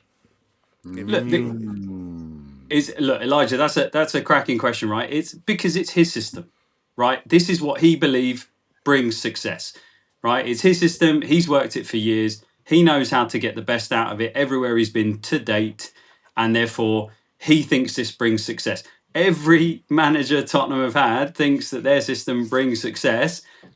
Not many of them have got us over the line. So, do you know what I mean? Like, it's all very well saying that. At the end of the day, it's his system, and if he believes in it, for as long as he's there and you want to back him as an individual, then you get behind it. If you're not behind it, that's also fair enough on your part.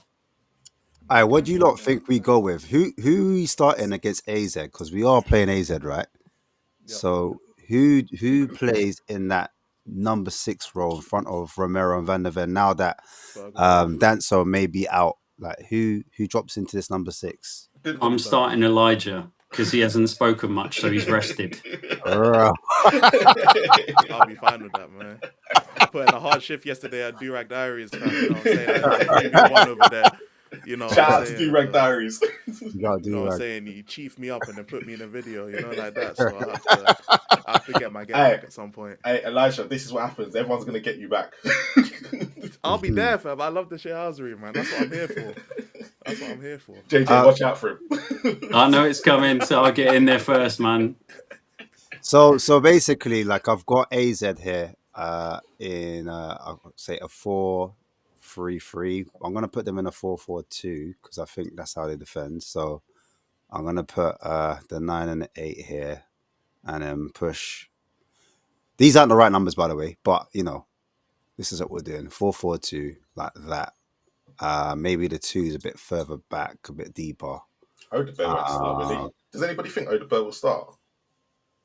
Do you reckon Tell will start on the right? No, I think it will be the guy I don't like. Yeah. It'll be Brenda.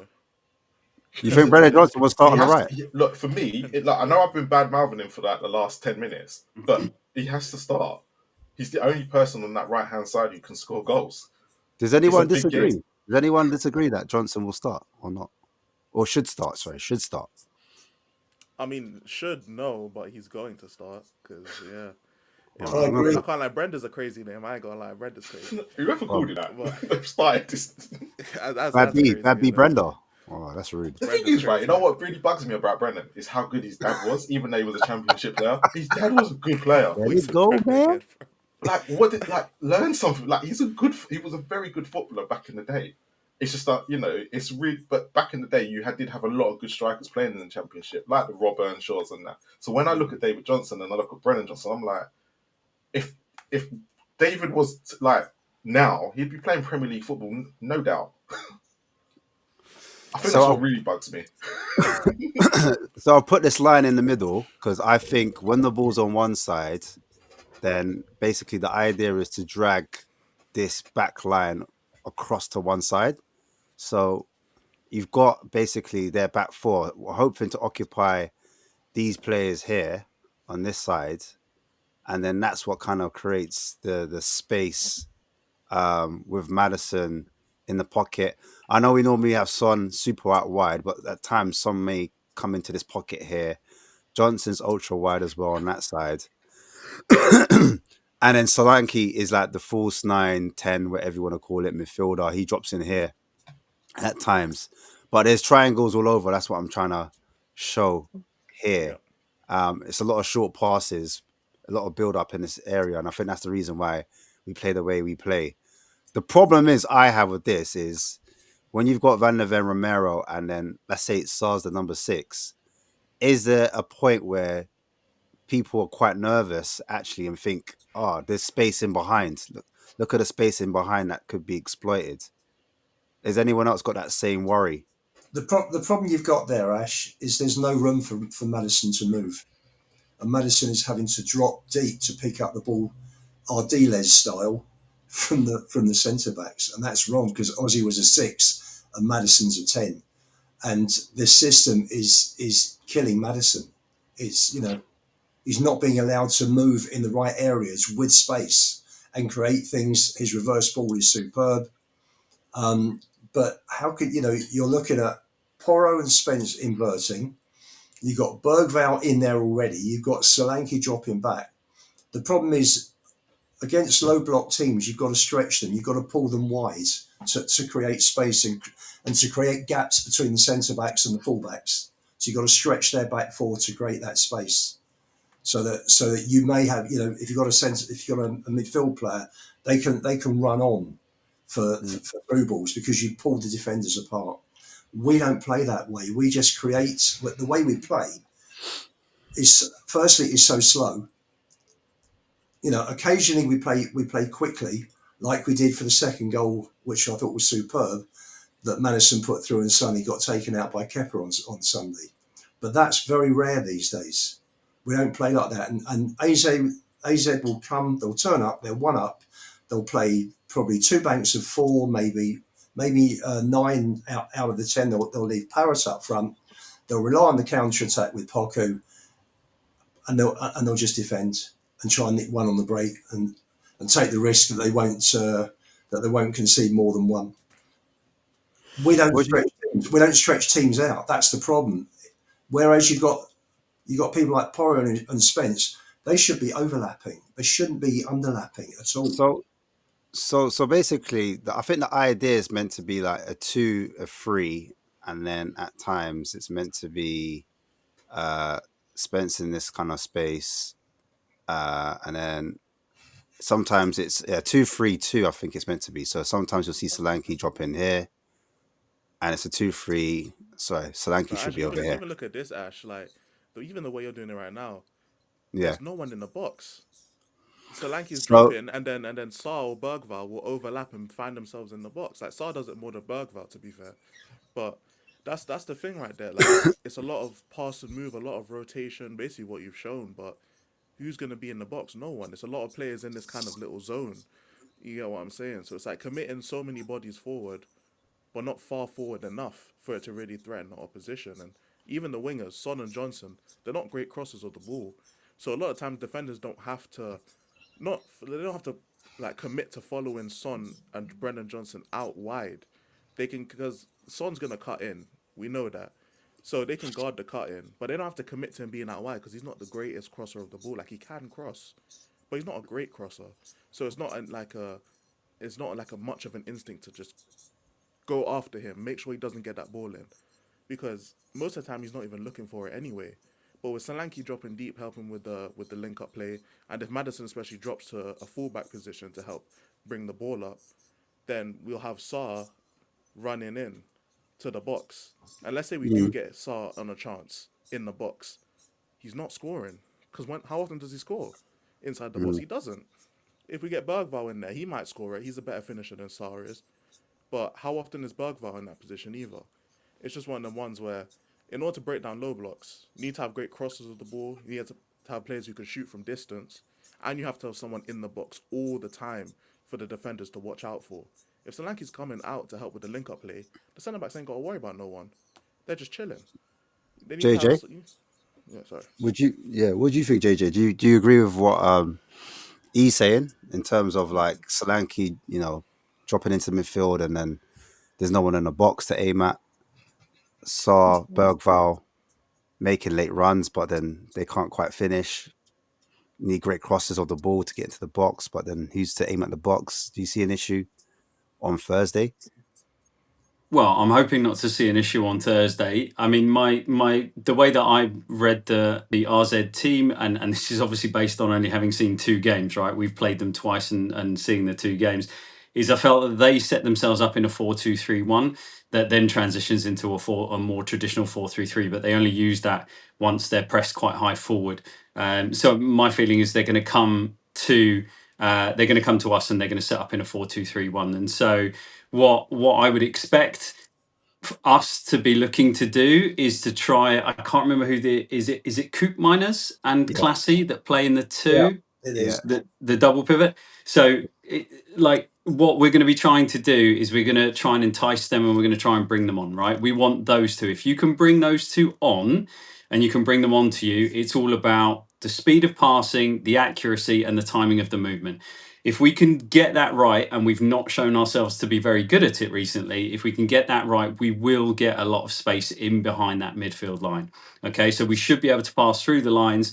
Depending on which players we select, we should be able to move the ball through the line. We don't need to lift it. We don't need to go around the outsides. We should be able to move the ball directly through that line if we can bring them onto us, because there will be space.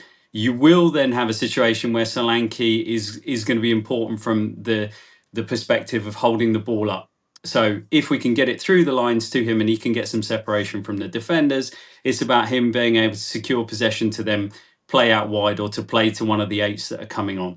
So that's where I think we're going to try and get a lot of joy, more so than maybe moving the ball and delivering crosses, because they looked like they were probably quite well equipped to deal with that. It's really hard to know without seeing them in great detail. But yeah, my feeling that like the key for me is going to be the speed of passing, the bravery of the players and the movement of players getting around, and seeing if we can draw that double pivot out of position so that we can create space in front of their back line. And Do you who's your not, midfield three as well? But sorry, go on. sorry, Jay, do you not think the midfield, that area in front of the back four is going to be so congested? There's just not going to be any room to move.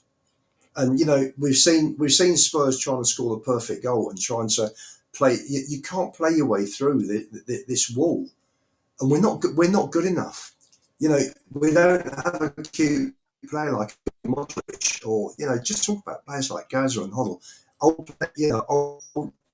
older top players who are able to find that pass the eye of the needle. We don't have anybody here at the moment that can do that. And so why congest it? Why not spread the play, pull them out, create the spaces, leave Solanke in the box to get on the end of the crosses? You've got to have someone in the box. You know, John and Johnson as well. Sonny unfortunately is struggling. One-on-ones are not, he used to be great with one-on-ones. Not so good at the moment. Okay, there's been the odd goal like West Ham, you know, against tired legs when he finished them off with that fourth goal. But he's rarely shown that as well. I just think the way he plays, it's too congested, and because of that, you know, it's slow. You know, we don't get it.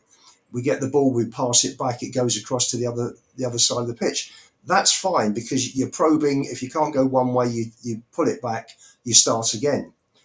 But we're so slow that every opposition sets up beautifully in front of us, and this is why we've had problems for the last since Ange joined with breaking down a low block.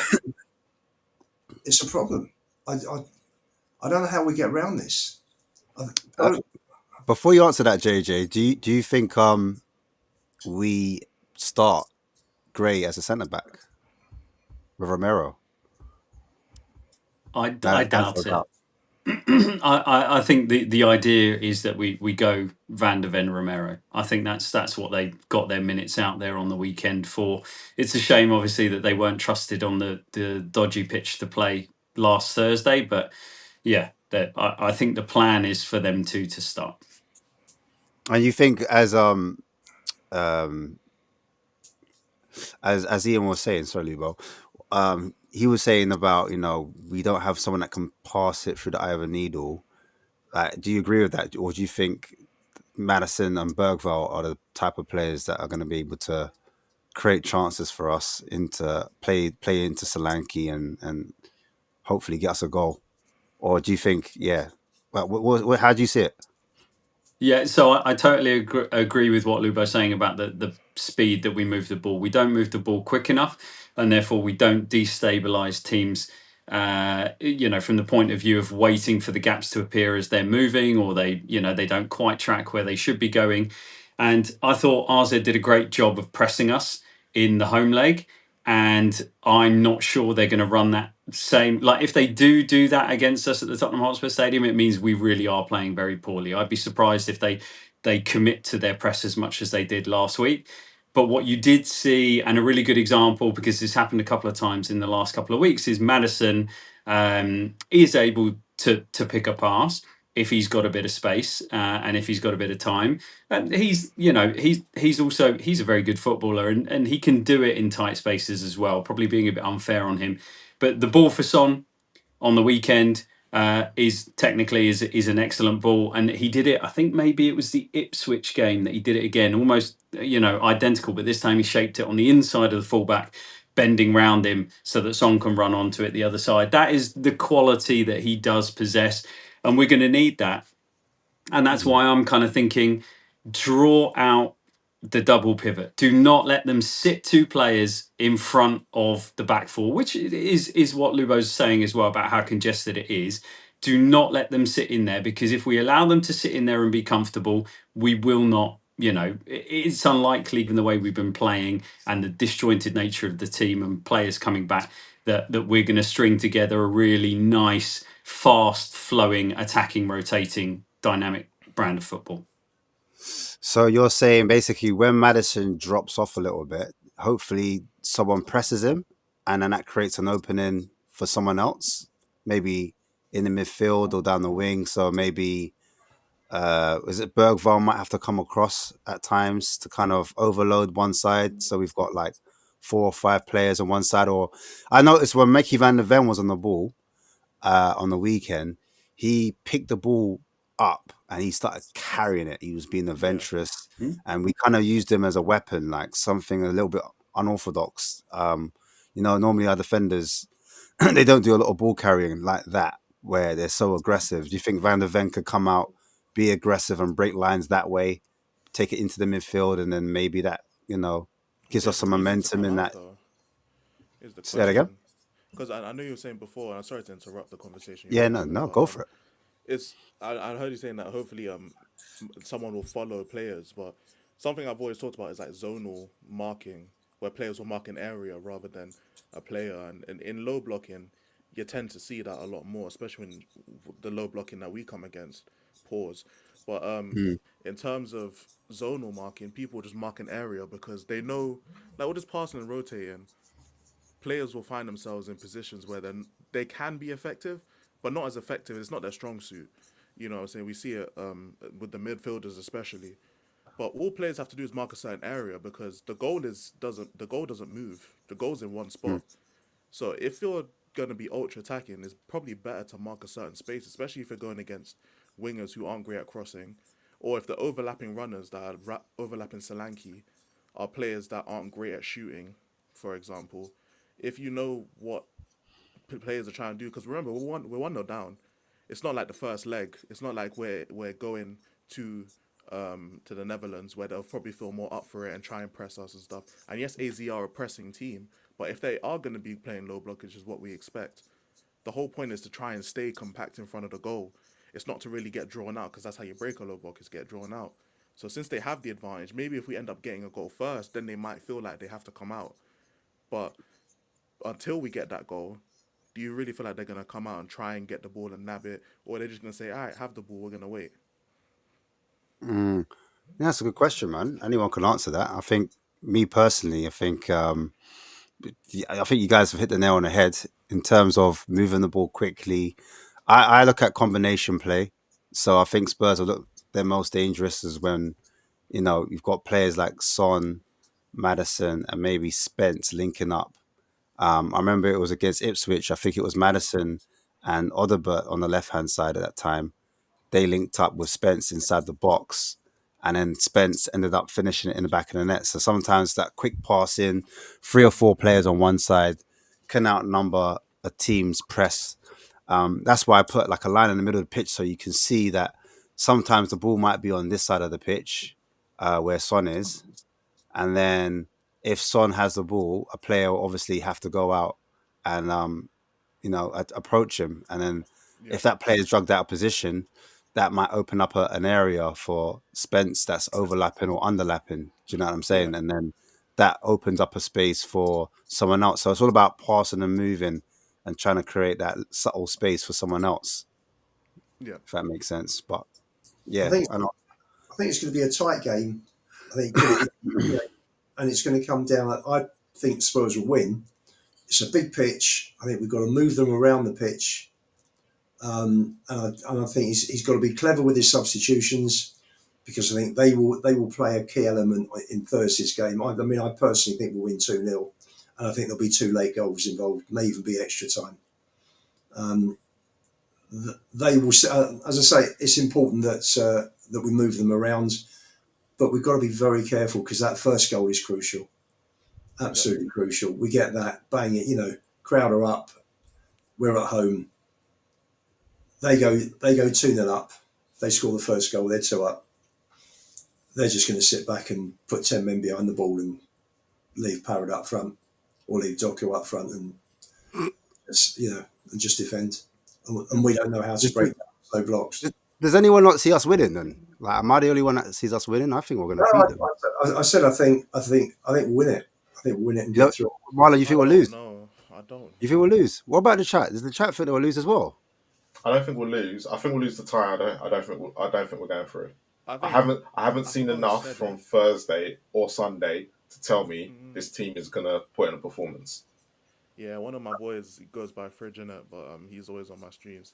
He said if this reminds him of like the AC Milan tie in the Champions League a few years ago, where 1-0 down, we're gonna go, it's gonna be a stink fest and nothing's gonna happen. That's what it reminds him of. So I hear it. Elijah, did you not think against AC Milan we were just building up a head of steam when Romero got himself sent off for that crazy tackle? Yeah, I do. For the first time, we had control of the game in terms of possession, and we were pushing them back, and you could feel the crowd were getting, were pushing on as well with the team, and then he just cleaned the guy out on the touchline, and that was that. Yeah, that pretty much signaled the end of it, really. Yeah. But I think we're going to probably have most of the ball anyway, because we had most of the ball in the first leg. It's just a question of what can we do with it. And that's really it. What can we do with the ball?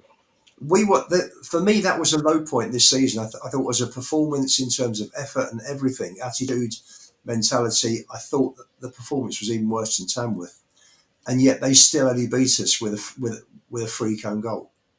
So that's why. Yeah, you forget it was an own goal. Yeah, they could really go through. They could really go through off the strength of one own goal. That's the crazy thing about it. Yeah, there's nothing in our performance that should give me hope and make me confident. But I just think when I look back, we should be beating. No, I agree. We should be beating. I've got no thing to saying that Spurs should not be beaten out. My problem is that we saw the performance on Thursday, and I know Elijah said at the beginning he didn't really care. Everyone mostly said they didn't care about the Premier League on Sunday, but my problem is that you were so poor on Thursday, you can't really go out and do a piss poor performance on Sunday, and they went and just summed it up and did another one. And for me, you can't get out of a funk when you're trying, and the next game is going to be a big game, what they're all saying. How are you going to lift yourself up for it if you've just gone and stunk the place out for the last two? I can't see him getting up for it, and for me, I don't know where we're going to be able to keep hold of, say, a 1-0 lead, because we're not good at keeping leads. So we're going to concede, which means we're going to have to basically go out and score 2 to take it to extra time and 3 just to even win the game. It's not away goals, is it? It's not away goals. No, it's not away goals. That we take it to extra time if if they score one, we've got to win 2-1. We've got to beat them 2-1. So you say we can't win by 1 goal? We can win by 1 goal. Wait, we're not going to beat them 1-0. We're going to concede. No, I mean, we can beat them 2-1 though. We could beat them 2-1 though, surely. Yeah, but we still take it to extra time.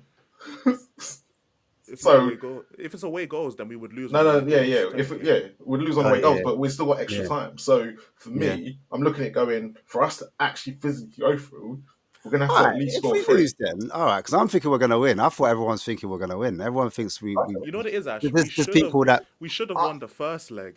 It's because of how badly we were and how bad we were on Sunday. That really worries me. Because we should have been. I get the concerns, but look, we didn't pick ourselves up for Villa, and we didn't pick ourselves up for Liverpool. They were 2 big games too. So why am I saying that? Yeah, but let's take Villa. Villa wasn't great today. Yeah, but Villa wasn't great.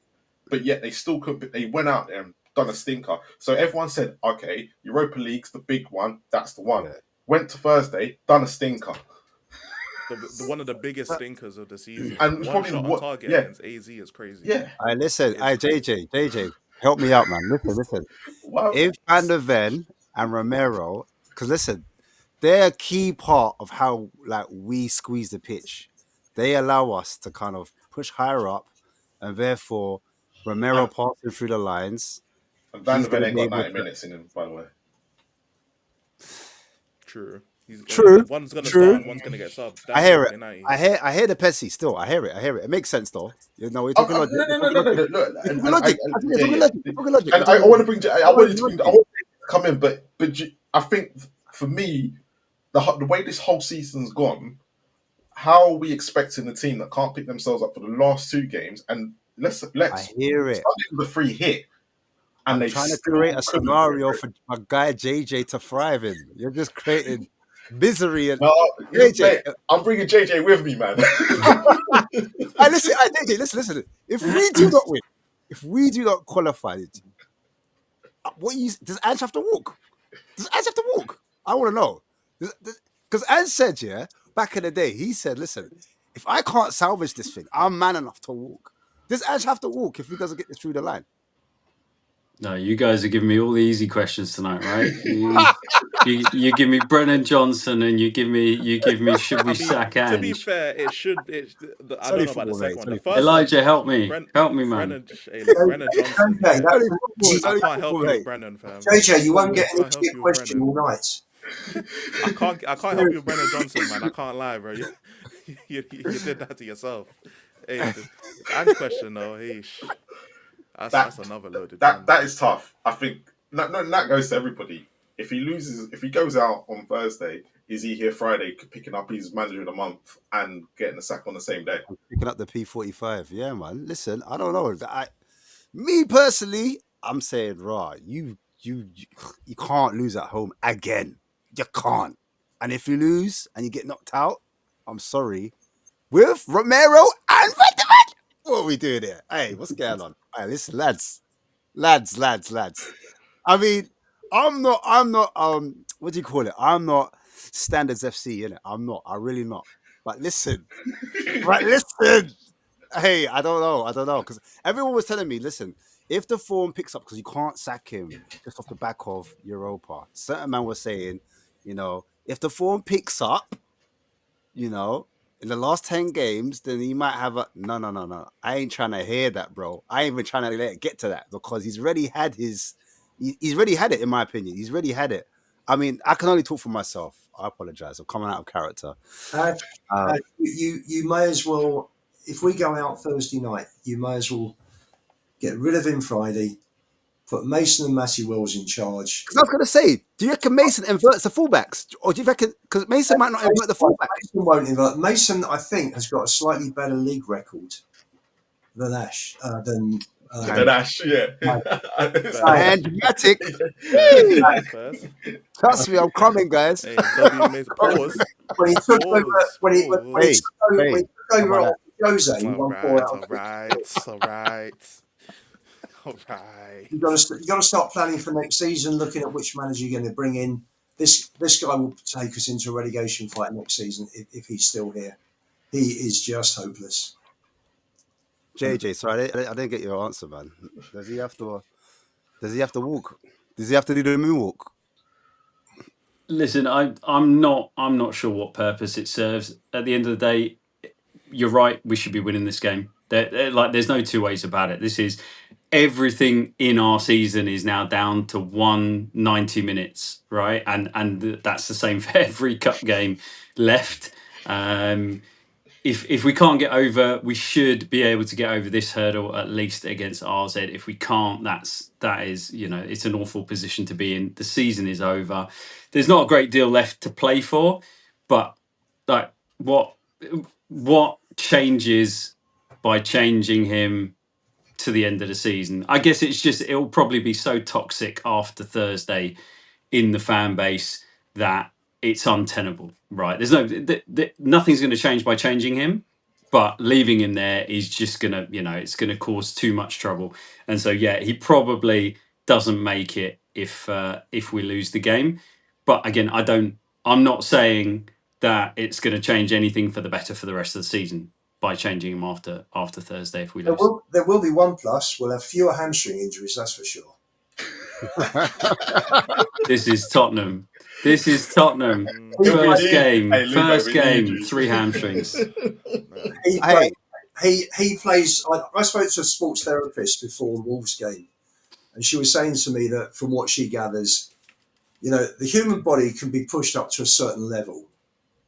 He is pushing the players through that level, which is making their bodies vulnerable, which is making them and you're seeing the amount of injuries we're having.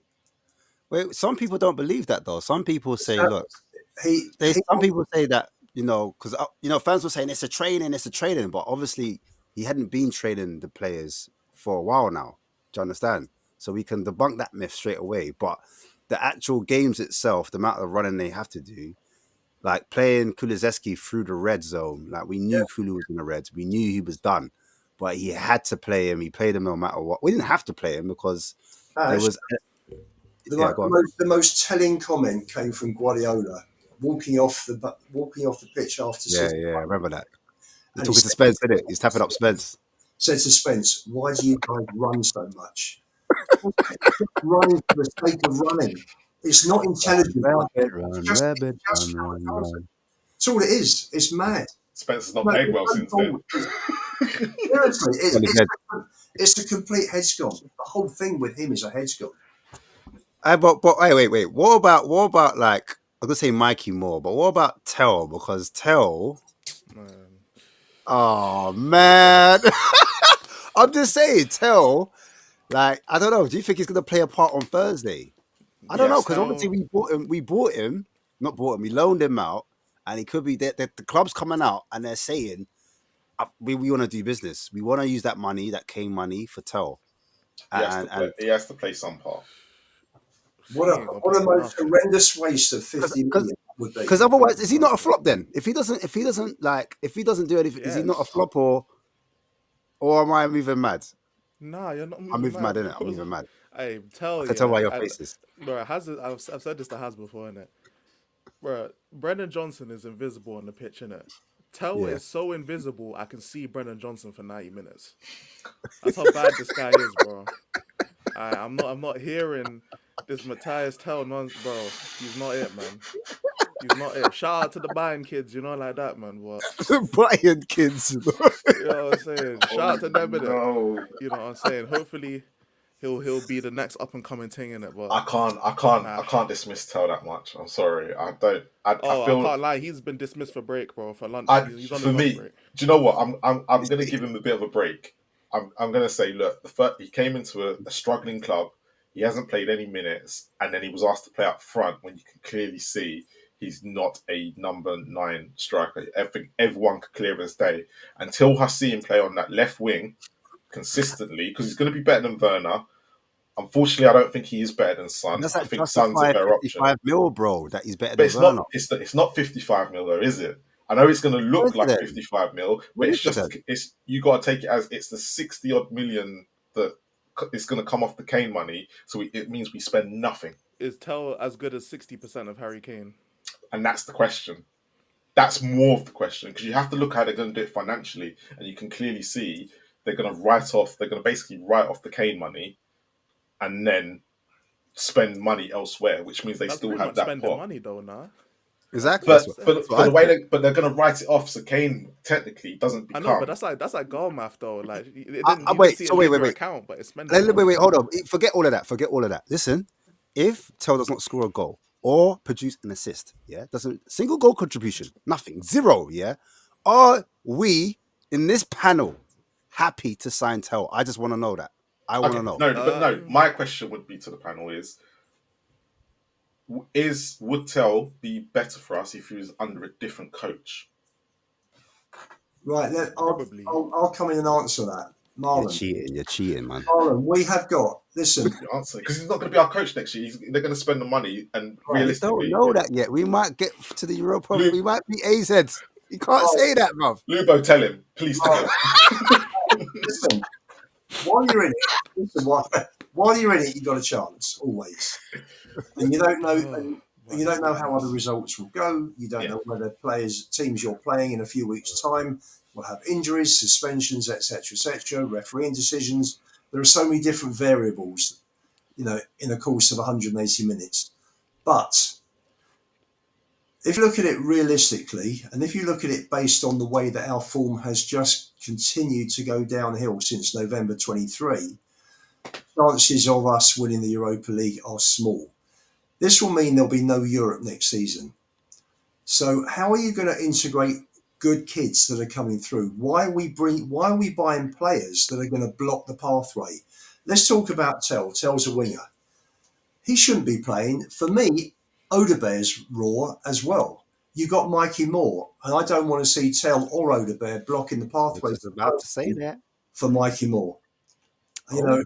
You had Moore and Nweri, who have been the two stars in the England under 14s, under 15s, under 17s.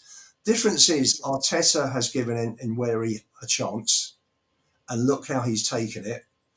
But this clown doesn't believe in our academy kids. He sends most of them out on loan. You look at it. He sends out, but look at it. Abbott, Devine, Donnelly, Dorrington, Philip. They're not good enough. I'm giving him. Do you know what? Lubo, though? I am going to give him a slight pass on Mikey Moore. And the reason why I'm going to give him a slight pass is because Mikey Moore miraculously went missing for so many months with an injury sickness, we don't know what it was, drug test, could have been anything. But he completely went missing for months. I don't think he's recovered from what he's had. I don't think he's recovered fully. And that's the reason why we've not seen him. And it seems to be happening again, that we're not seeing him. So I think there's something more to it that the club are not telling us, which is typical right now because everything that's going on.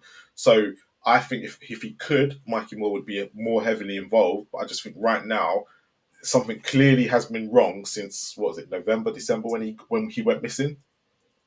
There's got to be more to it. Had a virus, didn't he? Yeah, but I don't think that virus is cleared up. I think that's the reason why he's not playing as much. Oh, the manager doesn't rate him. JJ, what do you think? The manager does rate him though, because doesn't rate.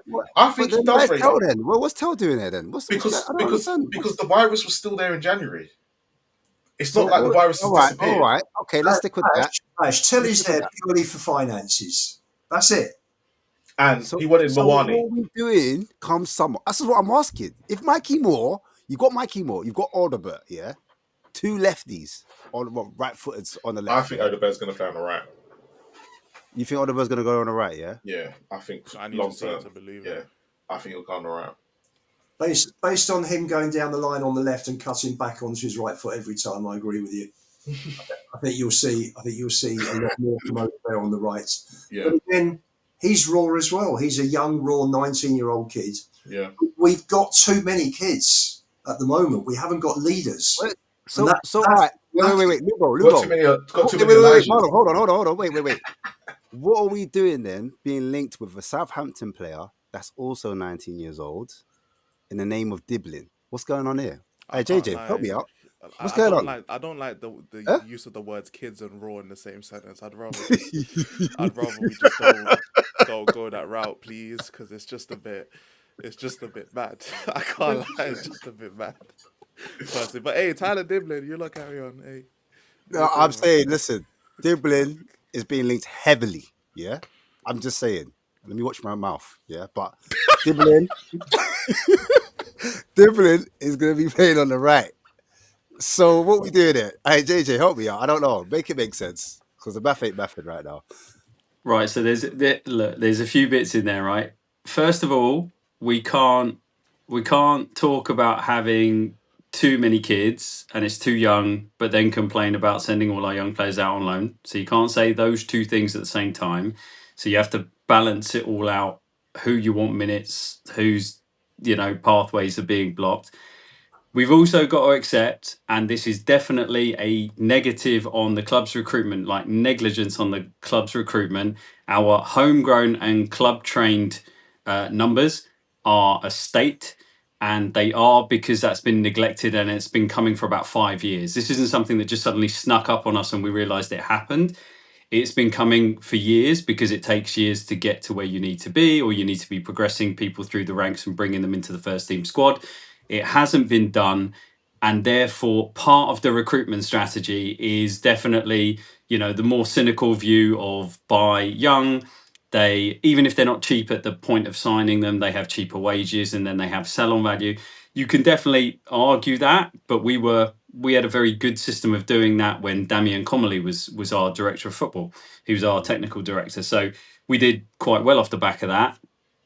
But we need to fill up with quality on our homegrown and club trained. And one of the ways you're going to do that is by bringing in really, really talented, really young players, stuffing them into your, effectively your first team squad, but they are, young, so they go on all the European lists as not in your senior team list. So part of it is by necessity. We have to do it, and so that you can be upset about Tyler Dibbling, but he's a really good player to be bringing into the club if he doesn't count towards your squad numbers and he's an extra player. Instead of 23, we get 24 next season if we were playing in Europe.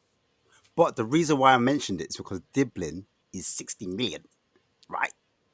I don't think he goes for that, Ash. I don't think he goes for that. How much reckon he goes for them? Look, I'm not going to speculate. I have no idea what transfer fees are about, because they don't make sense. Daniel Levy ain't going to pay that. This is one thing he's good at. And it's going to be relegated Southampton, who are going to be quite desperate. So 40 mil, yeah? 40 mil, right? Still though. Chump change to Spurs. New stadium, new training ground, chump change. Oh, is it like that, yeah? Is that what we're doing in the summer? Diblin, yeah? Who else we get? I don't think and a striker as well, yeah? And a striker. I don't think Tell signs. Personally, I don't think that's what I was asking. That's what I was trying to get at. Werner's at the off end of the window. Yeah, Werner will be off the books. Werner will be off the books.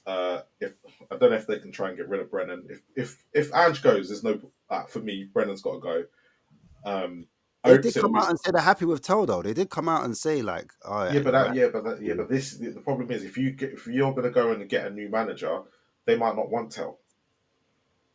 Yeah. So you're in a situation where you need to know who the manager is going to be before you even start thinking about. Tyler Dibbling makes sense because of the old English quota thing, and actually it doesn't matter if the manager wants him or not. If he cancels a homegrown player, it doesn't really matter. It's the same with Austin, Whiteman, and all those guys. At the end of the day, they don't count. But yeah, Tell is a big significant one because he's not going to count as homegrown. So you're stuck in a situation there where you need to know who your manager is going to be. If we sign Tell, it's going to be Ange next season, just as an FYI. How can you waste when the first team is in need of such improvements?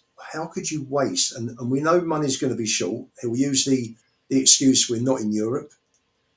How can you waste £50 million on someone as inexperienced as Tell when you're desperate for another left-sided centre back? And that's another question. Romero isn't signing a new contract at the moment. That's been reported. He obviously wants to see where Spurs are, in terms of where we're going to be next season. Van der Ven's constantly injured. So that's nothing new. So do you actually take a view and say, right, well, let's sell the two. Romero's heart could well be elsewhere. Van der Ven is so injury prone, unfortunately. People want Drake Sheen, and a lot of Spurs fans are like, yeah, let's get rid. And his agent's always talking, so that's another player off the books. But it's so important, apart from the odd injury, Toby and Jan played most games. You can't build partnerships if players are injured all the time. That's why we're linked to Mark Gray at the moment, because apparently he's not signed a new contract either or new deal. Yeah, but he doesn't want to come Spurs apparently. Oh yeah, that would make sense. I mean, who does want to come Spurs? I don't know where I read, so I don't know who I heard that from, or someone on the radio. It was public knowledge. They went, it was a serious bid. What was I told? They said it was a serious bid 3 days before, but Palace has said we can't get no one new to come in. Correct. Yeah, that's right. Yeah, that's However, that wasn't the biggest hurdle. The biggest hurdle was Gay saying, "I don't want to join Spurs." But if you had a manager like Iriola coming in, Gay, he may well look at that in a very, very different way. he's looking at it thinking, I don't want to, I don't want my hamstrings ruined. Yeah, but even then, he's going to have offers from top clubs who are going to be playing in Europe and a bit more ambitious. Sure. And if you're looking at Spurs as a situation right now where, especially as an English player, and you're going, well, they're so up and down. Their chairman doesn't back their managers. The manager I go play for in 2 years could be completely someone different. Like, the reputation is going to start preceding itself, and we're going to start when we are looking for 70, 60 million pound players. They're not going to come. It's all right for Archie Gray and Bergvall. They're young. They've got their future ahead of them. But when it comes to players like Gay, who's going in the next phase. All right. So answer me this then. Yeah, you're saying right now our reputation's in the mud. Yeah, more or less. It's becoming so. And look, more or less. And the fact you can clearly see, because there are protests, and you can clearly see from the media because it's getting coverage.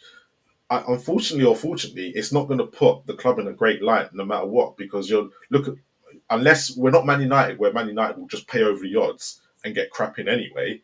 But didn't we say like earlier on, not this show, but shows before, that we're going to break the transfer record? That we're gonna do a madness. Only one person has said that. There's only one person who's claimed and said, and he's promised everyone on YouTube. Sean has said, Spurs Talk Show, promote him, make sure you go over there.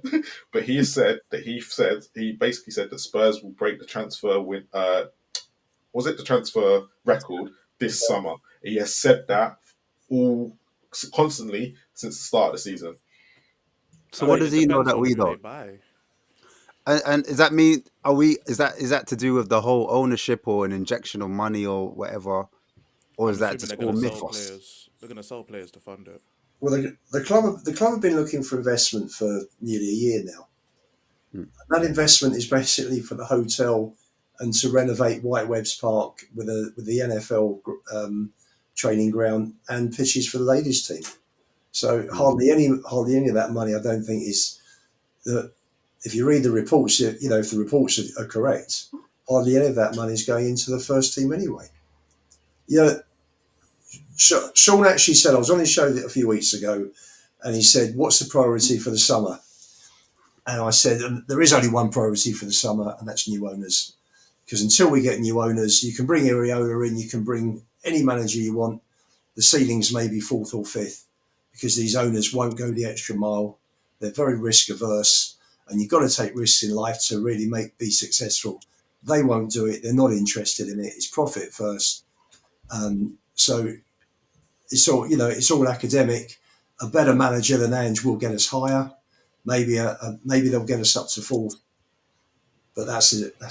What Pochettino was Lubo. I think you need to do what Gary Neville did with Radcliffe earlier on, and do an interview with him. Just get Levy on a fan channel and do the interview and let's have it out and get to the bottom. Do you know what? On a serious level, last question. If we could, which fan channel should get Daniel Levy interview? How is this a question, bro? Of course it should be me. What? I'm asking that like that's a question, bro. Of course it's my channel. What? You just waste it, man. You were wasting the whole channel. The whole fan base will be upset with There will be no one on this whole pure platform who will make the interview as good as me, bro. I'm the spokesperson. I believe I should get the opportunity. Mr. Levy, I won't. Now you want to come alive, yeah? I'll boycott the word Voldemort if you just, you know what I'm saying, give me a chance here. You know what I'm saying? Work with me, please. You know what I'm saying? I'm extending my invitation. It would be funny if, like, you know what? It'd be so funny if him and Sean's, like, if he sat down and spoke to Sean, and you know everything that Sean's always promoted and said, this is what he's good at, and Levy went against everything that Sean said he was good at, and he went the opposite. That'll be ironic. That'll be ironic. Oh, no, you want Levy on Tottenham away, wouldn't you? He wouldn't survive a minute. He wouldn't survive. Sure, right. But you know what? He would never go on. His communication with the fans is dreadful. You know, these fans forums they have, they're handpicked. I've applied twice. I don't get near it. You know. So Lubo, for the next 6 months, until the next one, you're going to have to be promoting Levy, saying how good he is. Don't go to the protest. What are they doing? Fans. Fans are the problem. Yeah, Yeah, I would do that. not Daniel. I would do that. I'm all about How trolling. do we Yeah. get? How do we get out of 20 chairmen in the Premier League? Chairmen in the Premier League.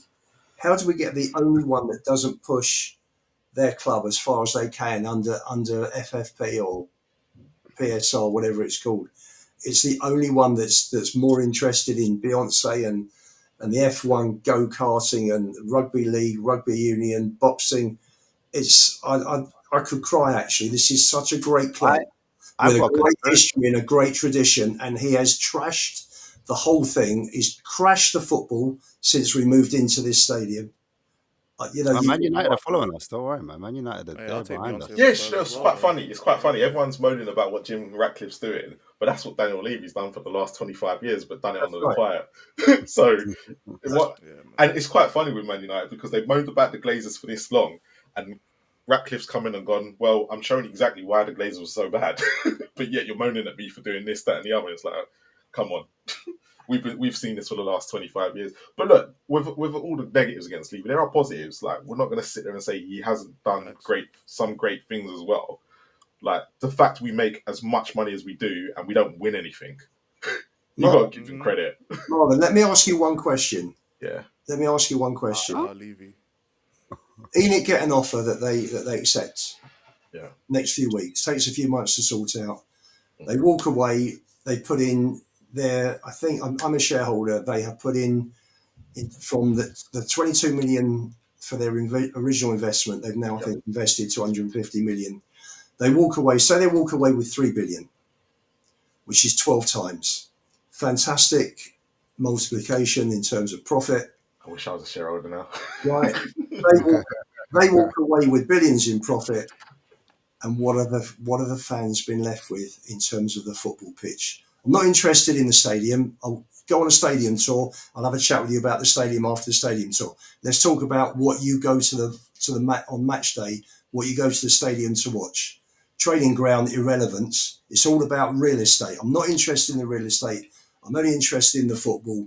They walk away with their billions. Football wise, what is their legacy for the last 25 So I know I do agree with you on that sense, and I always said like no one's going to remember in about 100 years who built our stadium and who built our training ground.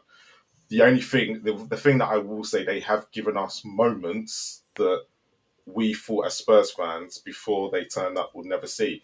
Like, and I have to use the Champions League as an example where we've seen our players play against Real Madrid, Barcelona, and going to them places and actually getting a draw. This is Tottenham Hotspur, so I'm not going to sit there and say, look, I'm staunch. I don't want Levy here. I think he's used. I think there's so many things, that he's done wrong. But I'm not going to sit there and say that he hasn't done anything positive. And I get the whole football thing, but he's given you a Champions League final, no matter if it was Poch or not inspired. The fact she was in Madrid and we all got to see it, not one of us in our lifetime ever thought would be in that final. Ever. Poch got us there in spite of the owners. But it doesn't matter if it's inspired. It doesn't matter if it's inspired. Yeah, but it doesn't matter if it's inspired or not. The fact that still goes against ENIC. Doesn't matter what we think and what we want to know. That's still going to go against ENIC. And I know they use the whole thing. Oh, but about European football. But how many times have we seen a European campaign under them? More than we've ever seen before. It has got a lot easier to get into Europe. Yeah, of course, and that I agree with. But they did get into Europe now. Yeah, but they had to take. There was a bit at the beginning where they did have to take a risk, and they did. When Martin Yeo and all that was there, they took a massive. They had to literally change that team from a mid-table team to one that was going to qualify for Europe. And unfortunately for us, they did it very well. So we can't. I know we're going to sit there and say there's like trophies and this, that, and the other, and taking us over the line. But we have to remember the positives as well in between. They brought in Wandy Ramos. Ramos won us the League Cup. They then left him high and dry on the last. Oh yeah, mate.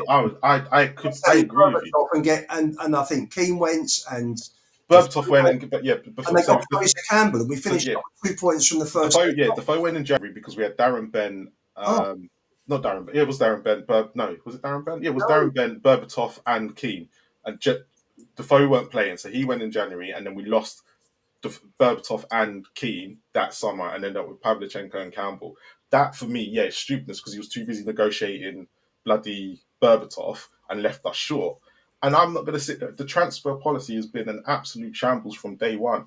And I will never forgive him for sacking Martinelli at halftime. And I'll never forget, and the Jose Mourinho a couple of days before the cup final, no matter what problems you have with Mourinho, no other club's going to do that. There's so many times he's taken us through the mud. But to sit there and say that, what have they left us with on the football pitch? There's certain memories that no matter what we think or not, the Champions League final, no matter if it's in spite of it, they still went there. They still got there. The players he bought and the manager he brought in spite of what he did, still got us to that final. And a lot of us in that semi-final thought we were out. And that memory, it doesn't matter what you could think long term, that there are still memories that ENIC have given us that, unfortunately, whether we love it or hate it, it doesn't. You're trying to It's steal still my going to be interview from me, man. Don't try and steal. Oh yeah, sorry, I'm trying to get in the fans forum. No, but I hate Levy. No. I'm gonna have to start preaching. Clearly. Don't get twisted. Don't get twisted. I agree. Look, Luba.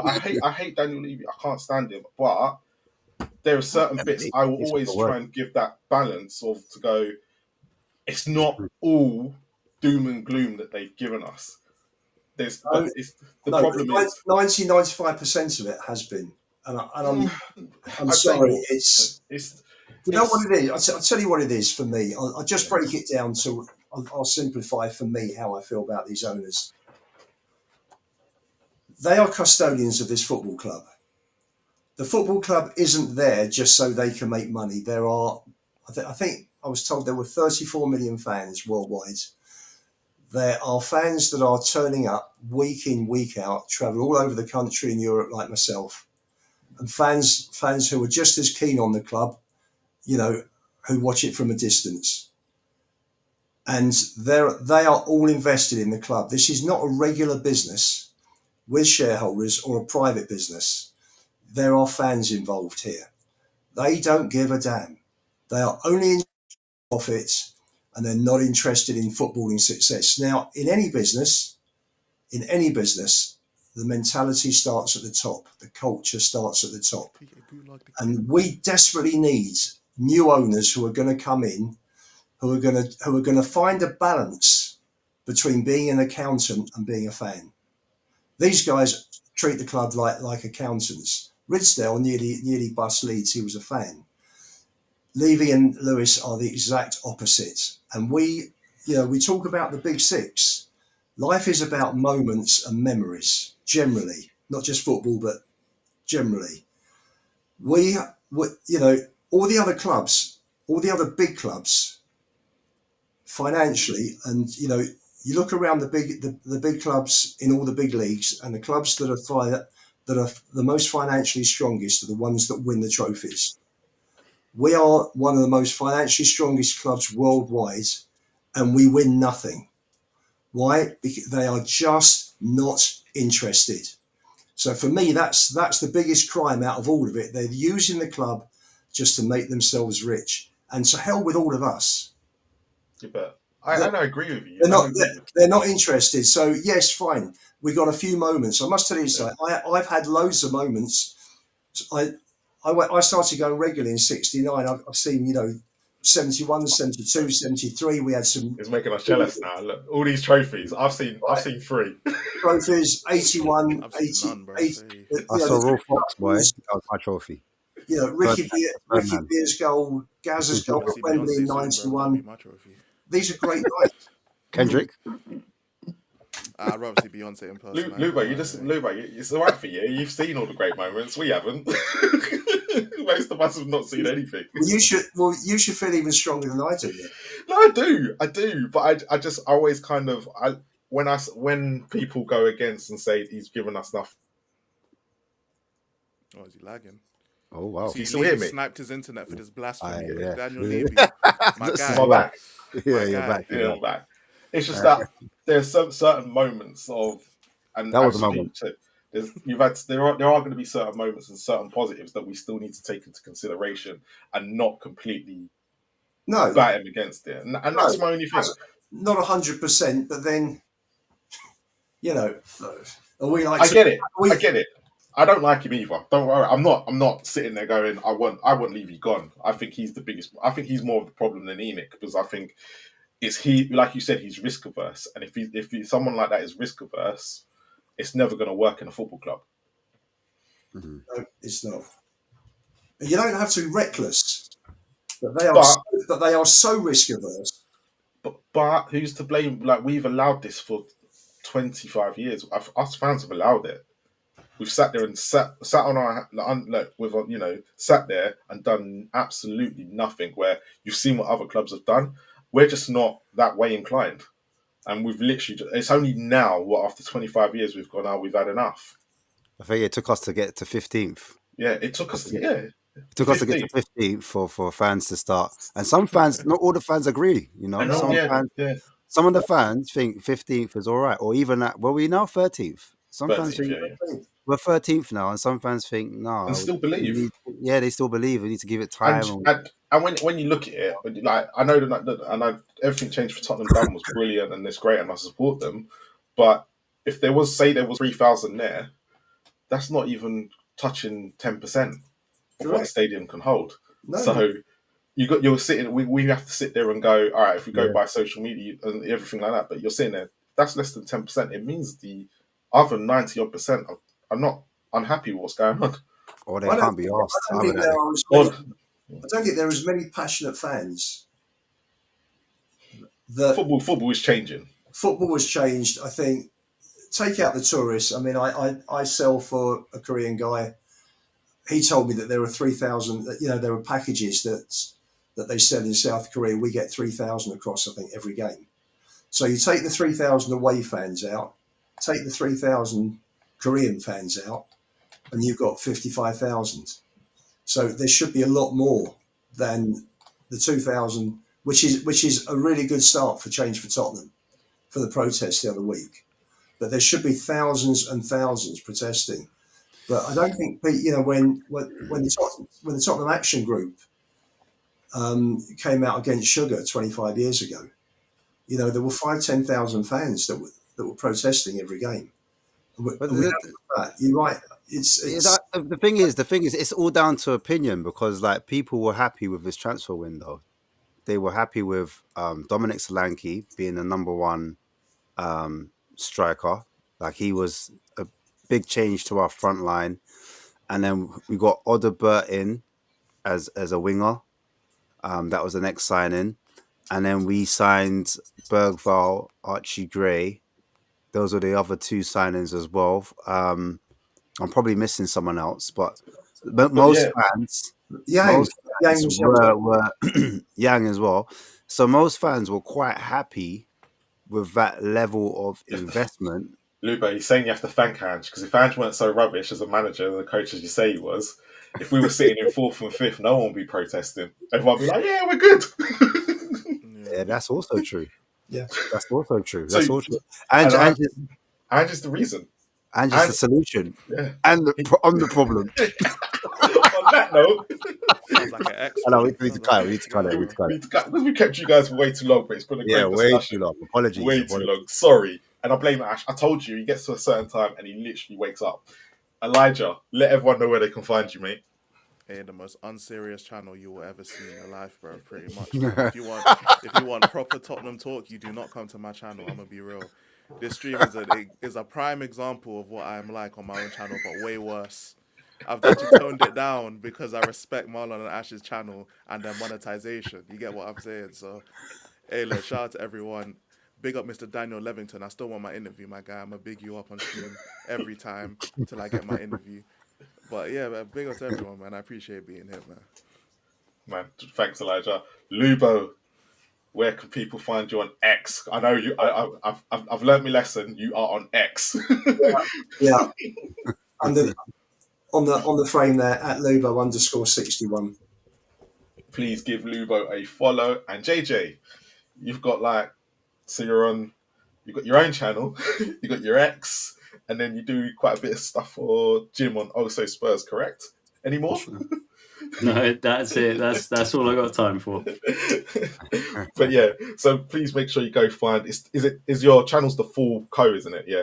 Yeah, the full co. Yeah, the full co. Just put that into X, and on YouTube, and you'll find JJ doing his personal stuff. Great follow. He does exactly what Ash does as well. Looks at the analysis. If not better. Thanks, We'll- man. we'll- Apart from the Brendan Johnson goal. when Ash is away, now I'm calling you JJ. Yeah. Ash, you back tomorrow, innit? Yeah, man, I'm back tomorrow. Obviously, there's a lot been going on in the football world other than Spurs, the Man United, not controversy, but the Radcliffe story and the stadium, the new stadium they've got. Obviously, they drew against Arsenal, so we'll be getting into that. And Arsenal will be playing tomorrow, or today, or later on today, should I say? And also, Liverpool will be knocked out. I need to talk about that with a couple of Liverpool fans. I've got a Liverpool fan on. I wanna watch Ash on Bench Talks if you want to see the real Ash. Do not see. Matter of fact, shameless You know promo. what, Watch Trent? my recent. Watch one of my SNNs, bro. No, you don't Hey, have to do Please, that. you You know, don't have to. I'm begging everyone in the Spurs Kings community, please do Keep not it watch Ash on Spurs, Trench Talks because the unsubscribe button will be coming to play. Anywho, before I was really interrupted, and yeah, hey, United Spurs of America, where was you? Can't see you. Yeah, Missing well, on boardroom talk, man. What's persons. going on? But yeah, He didn't want Yeah, none we of that got- Ashmuk tonight. yeah, I could tell. You don't want it lately. He's been running. Yeah, he's been running. Jacob, where you been? You man enough. I'm joking. Now. Uh-oh. But yeah, man. Love Guys, Jacob, by the way. Big up the panel as well, man. Love for coming on. Please make sure, guys, you do follow these guys or Yeah. you subscribe to them and you like their work because it does help their work. be And it helps seen us by bring more them on as people. well. They'll come on our channel as well. Yeah, well, don't help them too much. They might get too big and not want to come on anymore. You know what I'm saying? We might be. Hey, might don't get worry, too big. that ain't happening to Elijah. That's definitely not happening to me, bro. Definitely not, bro. We've got it for life. Pretty much, yeah. Nah, pretty much. Right, yeah, big I'm a up the recruiter. chat. Thanks to the chat for getting involved, man. I bring Ashley back, man. I like Ashley, man. I know Ashley. Yeah, where's Ashley? Yeah, we I'm like saying him. It's a bit controversial, but I like a bit of that. We kind of He got sometimes it's timed good to out be. more times than Brendan Johnson's had good performances this season. It's crazy. It's crazy. Look, you know what? Ashley. Look, forget Elijah. Big up to Lubo and JJ. As per you, I want to thank you both. It's been an excellent show and good chat, and it's been civilized. But yeah, we're back. I think I'm doing We Are Tottenham TV this weekend. It's Fulham. We got Fulham Sunday. I don't even know if we've got anymore. Yeah. So I'm back on We Are Tottenham TV I want to Sunday. go watch the game, man. Someone hook me up with a ticket. I want to go watch Fulham. So someone hook Ash up with a ticket. He only needs one. Yeah, I've got my one. I want to go see Fulham. Marco Silva. Do some scouting. And I'm back on Last Word on Spurs on Thursday to do the reaction. So if we lose, good luck to me. Good luck to me. Good luck. But as always, look, in Andrew Trust still, Ash? We still doing that? Hey, I don't know. In Andrew Trust. JJ? JJ? Even JJ don't trust him. Quick. There we go. Yeah. But big up Lubo, big up JJ, big up Elijah, and big up Ash. But please don't watch Ash on Trench Talks. But big up to the Trench Talks a lot because great channel too. Make sure you go over there and subscribe. Fanzone TV. But as always, Comedy Spurs. See you guys on Thursday. Peace.